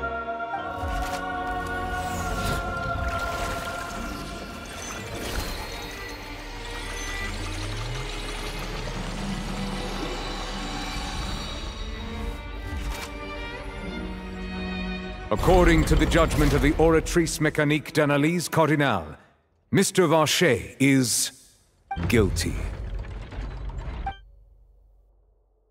Guards! Take Vacher away. Good. It's what he deserves. With that, the serial disappearances case is over now. We really just witnessed history. Who would have thought the true culprit would be such a polite and well-spoken guy? Yippee! We helped Navia bring the bad guy to justice! He's hurt so many innocent people and now he's finally getting what he deserves! Huh? Are you okay? Demoiselle, you were absolutely brilliant. The day our late boss had always hoped for has finally come. You can rest easy now, knowing justice has been served. Yeah. It's finally over. It's all thanks to you guys. And my partner. See, Papa? Spina di Rosula's still doing well with me at the helm. Well now, hasn't this been a most delicious piece of drama? The villain has been caught, justice has been served, past wrongs have been righted, and it's a big ol' happy ending. Since it's been such a great show, I'll just let the false accusations against me slide. Either way, I've still got some business to attend to, so if you'll excuse me... Please wait just one moment, Mr. Tartaglia. What now? None of this has anything to do with me. According to court protocol, since this trial was initiated due to a charge against you, a verdict must also be made regarding the initial charge before the trial can conclude. Oh, come on. Is this really necessary? Haven't you already caught the real criminal? Isn't it time for side characters like me to exit stage left? Please respect the laws of Fontaine. This has always been the rule. All right, but this sure is a lot of hassle. All I need to do is stand over there, right? Let's just get this over with. Through evidence presented in the public trial that was just held, it has been established that Mr. Tartaglia has no direct connection to the serial disappearances case. The guilty party has been identified, and thus it is logical to suppose Mr. Tartaglia is innocent of the charges. We now turn to the Oratrice Mécanique d'Analyse Cardinale to render the final verdict on the charges.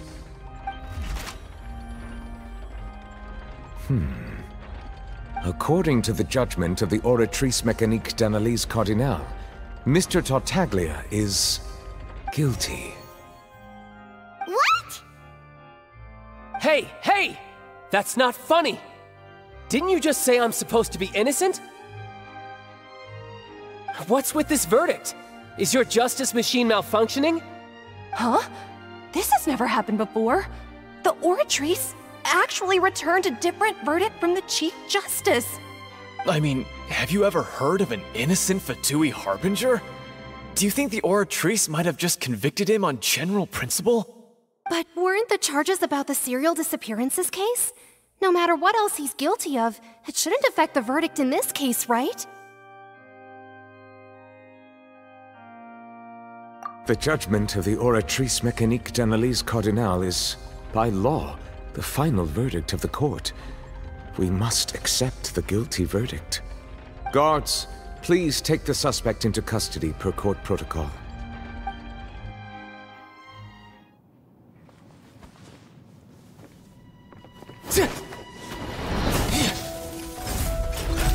So this is how justice is done in Fontaine. What a joke. You've got your rules. Well, I've got mine too!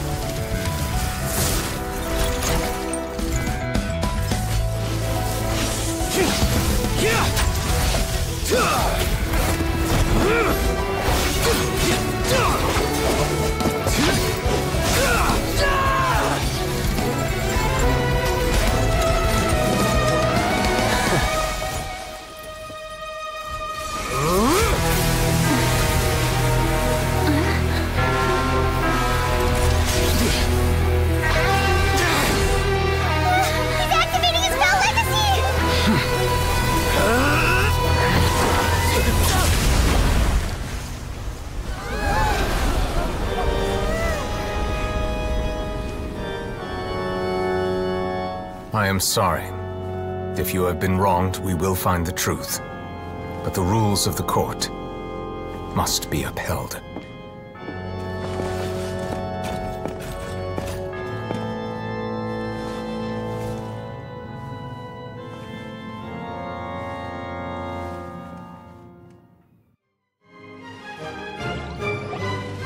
Hey, Monsieur Novelette, what's going on? Shouldn't they have been cleared already? Apologies. This is also the first time I've encountered such a situation. However, according to the rules established at the conception of Fontaine's court system, the Oratrice's judgment is the final verdict of the court. All I do is follow court procedure. As for why the Oratrice arrived at the conclusion it did, you should probably ask someone more knowledgeable than me.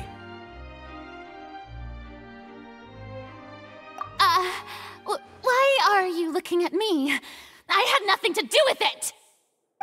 I don't know what happened there either! Hey, stop staring at me! What does Lady Farina mean by that? She says she has no idea either, but that's impossible. Didn't she create the Oratrice herself? Yeah, so are the verdicts reliable or not? Can results like this really be called justice?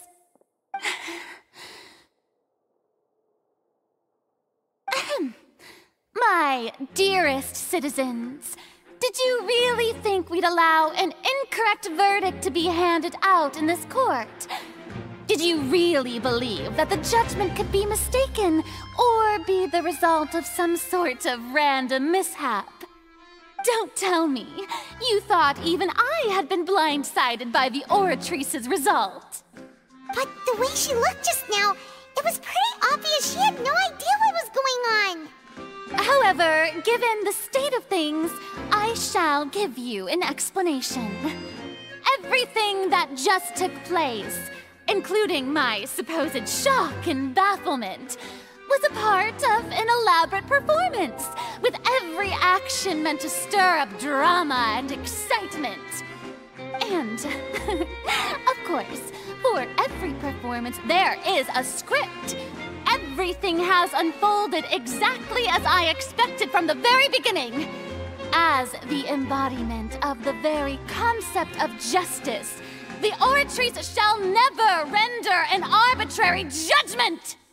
If you thought Child had nothing to do with the serial disappearances case, it is only because you've been blinded by the superficial appearance of innocence.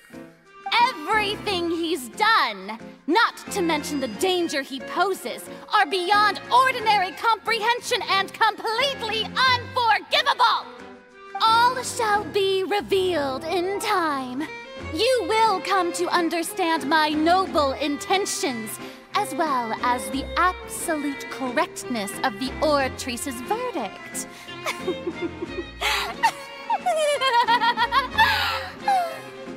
Now, having said that, although I hate to leave things hanging in suspense, it is now time for this performance to end. As the lead actress, I shall be the first to take my leave. Toodaloo! So she chose to make her escape after all, did she? So you're saying we shouldn't put much stock into what she just said? She probably just put on that performance to save face. As for the truth, it's unlikely that she actually has any idea. However, please be assured that I will continue to investigate this case in a personal capacity. Just as I promised, if the judgment has been incorrect, we will do our utmost to clear his name. All right. Even though we feel pretty badly for him, we'll take your word for it for now. After all, he's done plenty of bad stuff, so he should have known he'd go to prison someday, right?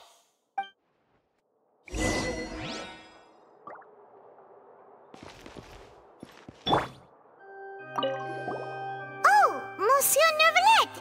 That power you showed when you took him down. Who are you really?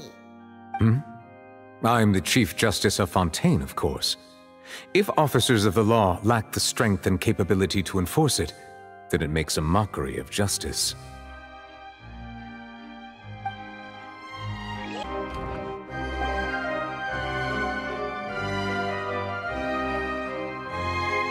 Hey, what are you doing? Quick, stop him! Traveler! Hey! Traveler!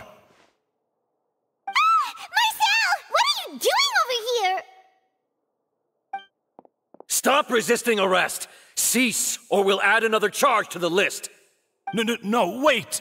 I just want to ask the Traveler something. I'm not looking to run away. Please, just let me ask this one small thing. Go on. Thank you. I was being led away when I finally realized something. Where did you first hear the name Vacher? I erased all records of that name. So, unless...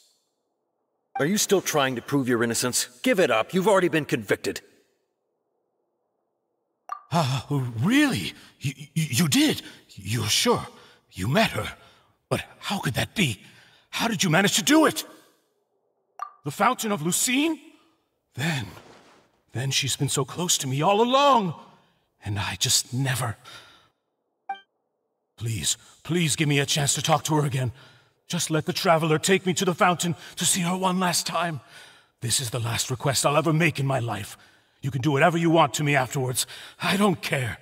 What? Give an inch and you want to take a mile? Do you think serial killers get to make requests like that? Paimon agrees. Why should we give him what he wants when he's only done a ton of super terrible things? This request, is it worth as much to you as your life? Of course! Wait, no. It's worth even more than my life. Humans. Will they betray the instinct to live just to satisfy spiritual needs? Very well. I will grant your request. Your Honor, I fear that... I will go with him. You do not need to worry about any escape. In that case, I shall leave him in your most capable hands, Chief Justice. Thank you. Thank you, Your Honor.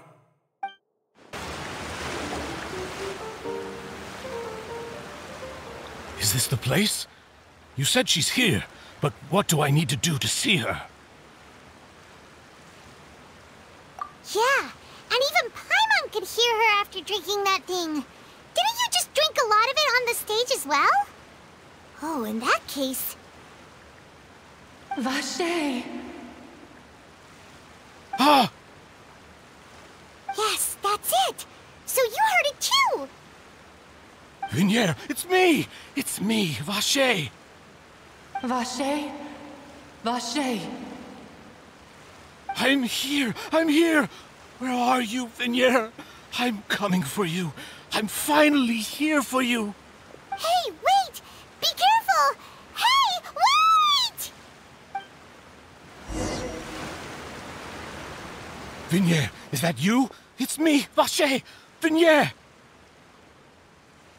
Vache? Why did you come? Didn't I say? You don't need to look for me. You look a lot older than I remember. How long has it been? It's been more than 20 years. I've suffered for over 20 years since the day you left. All this time, only the thought of bringing you back has kept me alive. Nothing else mattered to me. I must be dreaming. Who would have thought I'd get the chance to tell you all of my feelings like this? Vignier, you are my everything. I really don't know how I could live without you. But Vache, if you ask me, this world would be better off without you. What are you saying?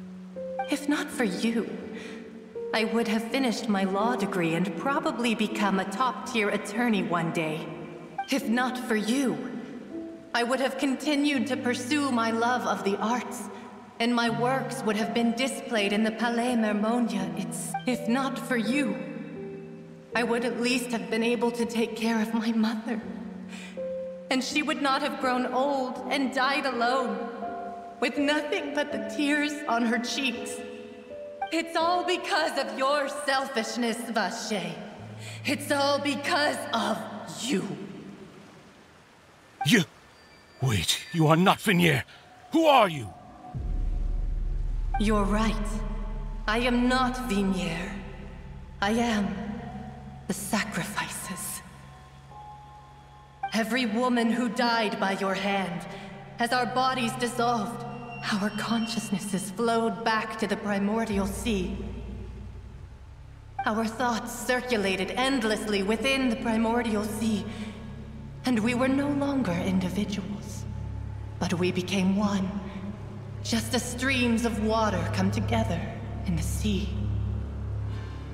I'm Cressy. I'm Lemonie. I'm Azine. The only one I am not is Vignier. Why? But then, where is Vignier? She doesn't want to see you anymore. Every tendril of her consciousness is avoiding you. This is what you get for your selfishness. Your selfishness robbed us of our lives and our futures. You said time and time again that you'd do any and everything for her. But did you ever consider whether she'd want to see you do the things that you did? If she would despise you for what you became?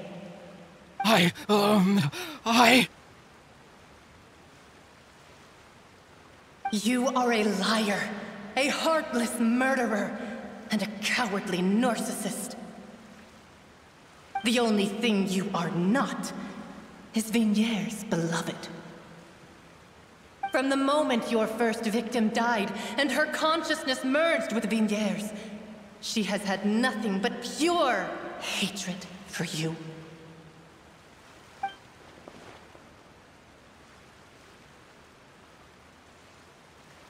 No! Vignere! She can't hate me. Let me see her, please. Have mercy. You still don't understand. When I said don't look for me, that came from the real Vigniere. She really doesn't want to see you anymore. But on top of that, she also said that because it's her final drop of pity for you. She said that because she knew that if you did come here, we will show no mercy to you. Vache. Vache? Vache? Vache. Vache. Vache. Vache. Drown.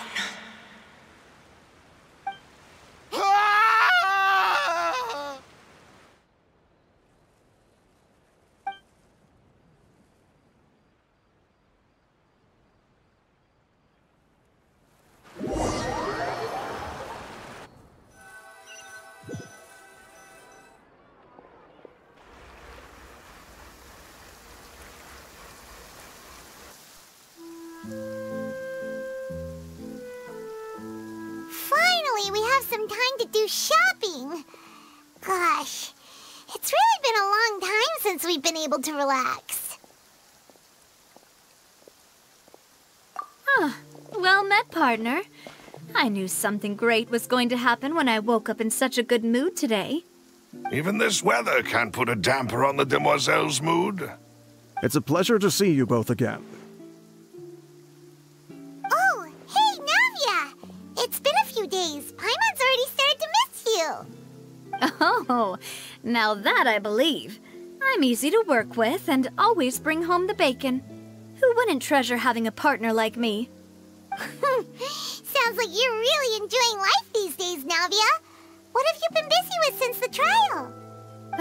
It's just been one thing after the other. I've been making non-stop trips between Poisson and the courts in Sen. Everyone from Spina di Rosula organized a memorial for my father. We never held a memorial when he first died, since everyone knew that even if we held one back then, no one was going to come. This time, though, everyone in Poisson, and even many people from the court, all attended. So his name's definitely been cleared now. That's what we like to hear. It's been the dearest wish of Demoiselle all along. That blasted stubborn fool. I was right to put my faith in him.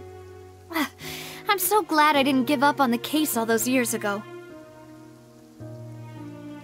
Oh, by the way, I ran into Charlotte just after I left the memorial service.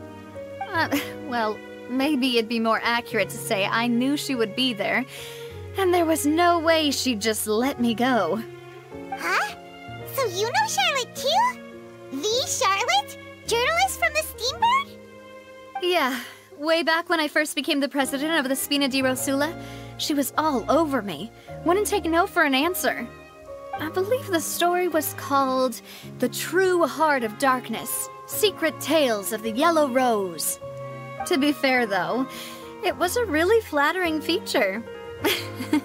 So, we've been on pretty good terms ever since. She was trying to lean on our friendship to get me to do an exclusive piece on the serial disappearances case. Oh yeah, she told us about that.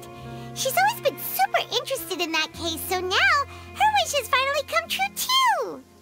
Anyway, I told her to make sure that when she writes about you guys entering the opera house with the critical evidence, that you both sound really cool. Now that's another thing to look forward to. We trust Charlotte's skills with a pen for sure. Oh, and in other news, I also took Clarand out for a meal. Oh, are you two on better terms now? While you were investigating Vashay's headquarters, Clarand gave testimony on my father's behalf. It was thanks to her that we were able to turn the tide. I wanted to thank her. I mean, there's also no point in being awkward all the time, so we took the chance to reconcile with each other. Oh, that's great. Paimon also thought Clarand wasn't actually a bad person. It's always good to have more friends. Anyway, now that the case has finally been solved, perhaps it will slowly begin to fade from the public consciousness. Oh, actually, there's still one last thing I need to do. What is it? I should pay a visit to my father's grave, and tell him the truth of what happened, as well as how it all ended. And on top of that, just how much people still look up to him, to this day. That includes me, too. Miss Navia. Indeed. We want to go too! We also think Callus is a really admirable person. Sure thing. I'd like you two to share the moment with me. After all, without you, there might not have been such a positive ending. And in that case, everyone, let's be off. Considering the recent weather, we'll be lucky if we can reach Poisson before dark. Yeah, you're right. It's been raining non-stop for a few days now.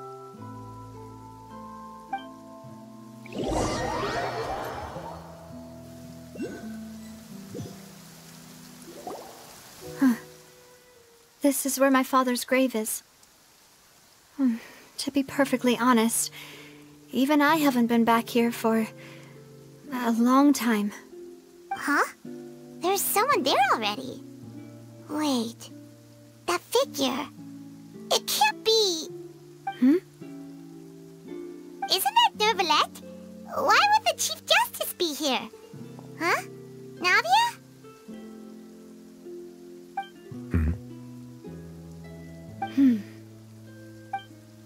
My apologies. I should have asked before coming to pay my respects. Don't say that. Sorry about that. Oh, I was trying to say there's no need for you to apologize. I wanted to show my father how much I've grown, but still, I doubt I've grown to the point that even the Chief Justice would feel compelled to apologize to me over and over. In that case, I will stop apologizing for now. You really could use some pointers on understanding human emotions, Monsieur Neuvillette. In any case, why did you come to Poisson? Well, ever since that day, I've been turning a question over and over in my head. Just what is justice anyway?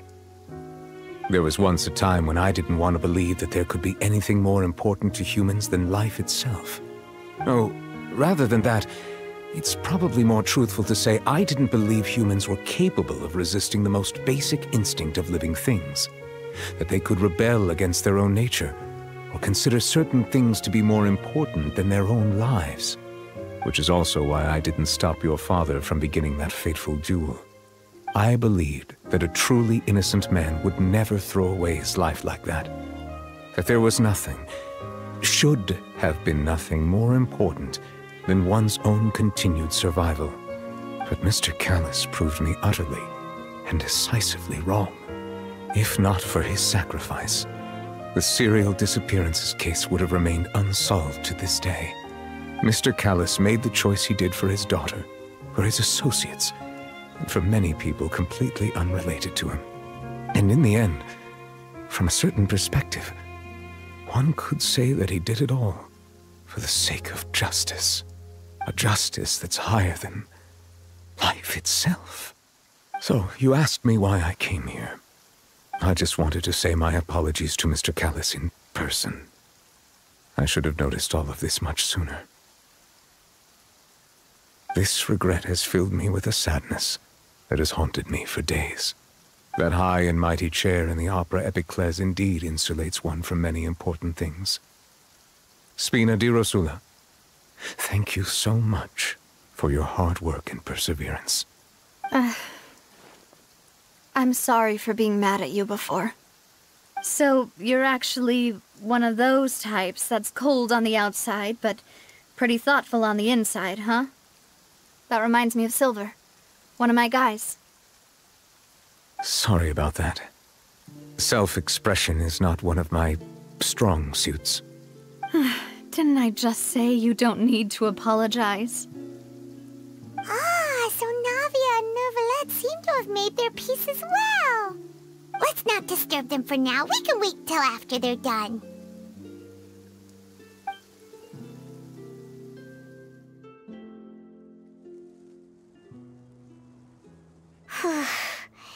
Paimon's never paid respects at someone's grave before. Did Paimon do anything rude there? Huh? Oh, Paimon didn't know that was a thing. But Paimon doesn't know what she would do if she can't fly. Oh no. Paimon hopes Miss Navia won't be too mad. Anyway, Neuvillette is still standing around there. It's not often that we can catch him alone like this, so why don't we go talk to him for a bit? If we can't talk to Lady Farina, we can at least talk to him, right?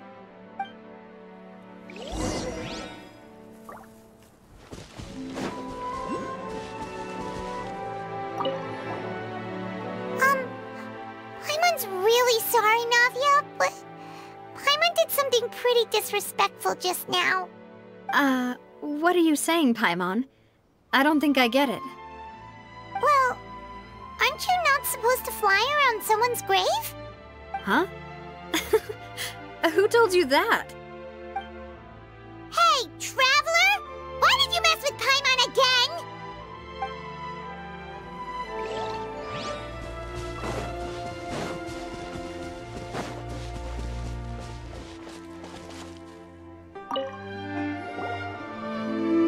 Oh, it's you two.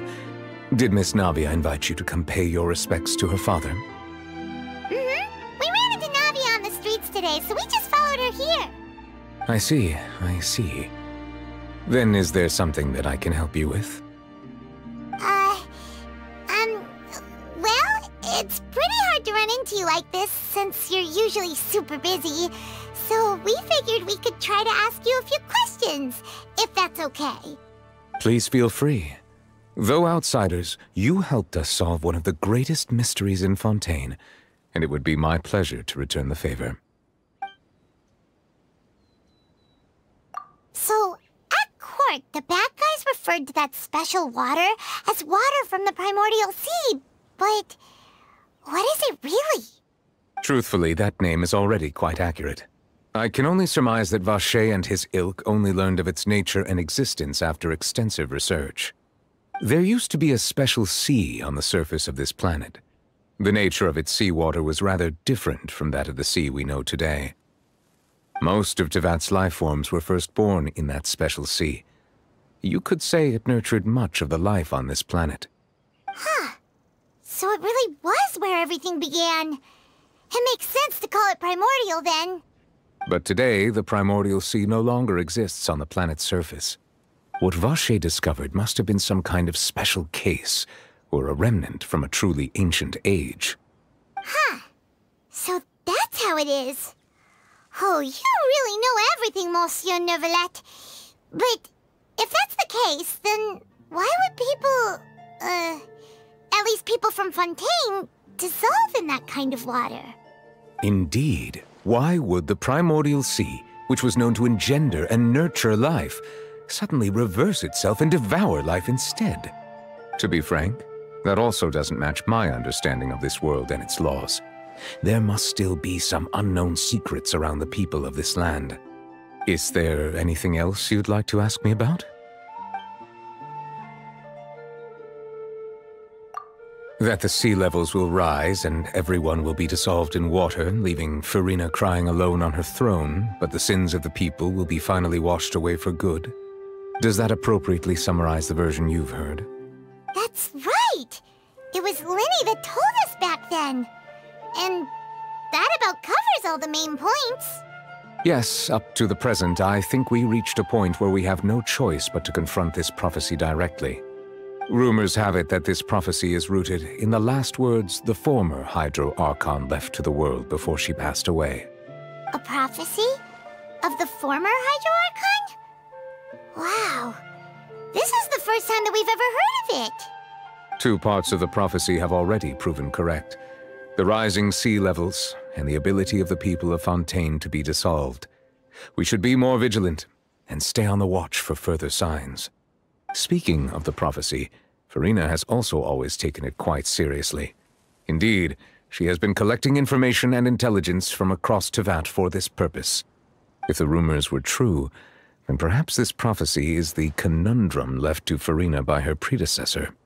But with Furina being the way she is, can we really trust her to solve it? Is there anything else you'd like to ask me about?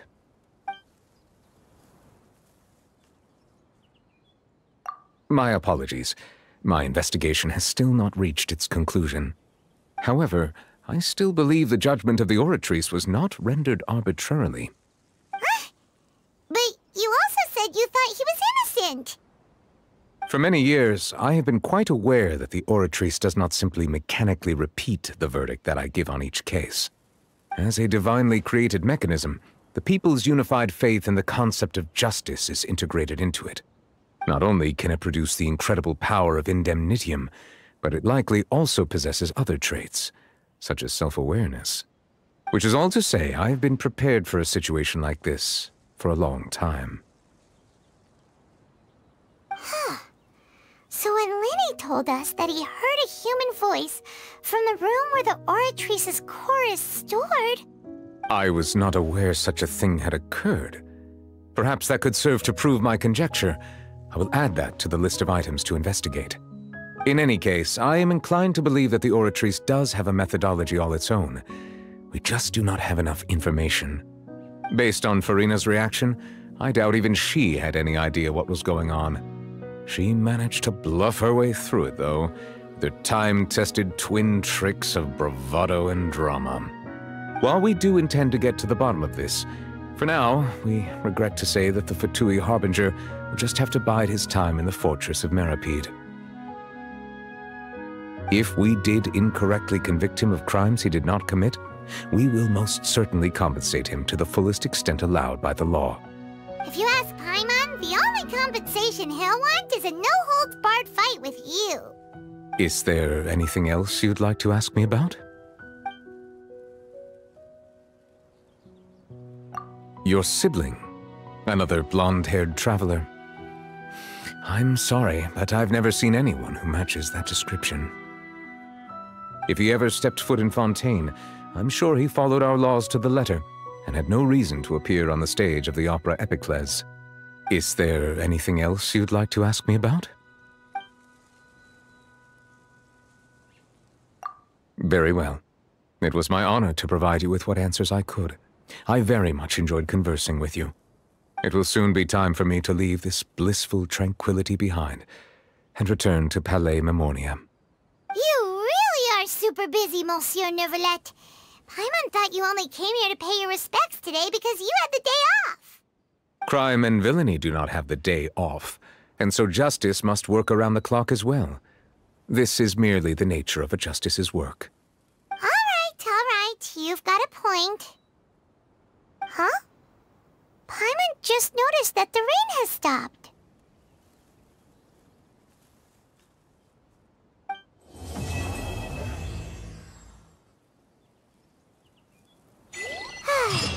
You know, we've been walking around for a while now.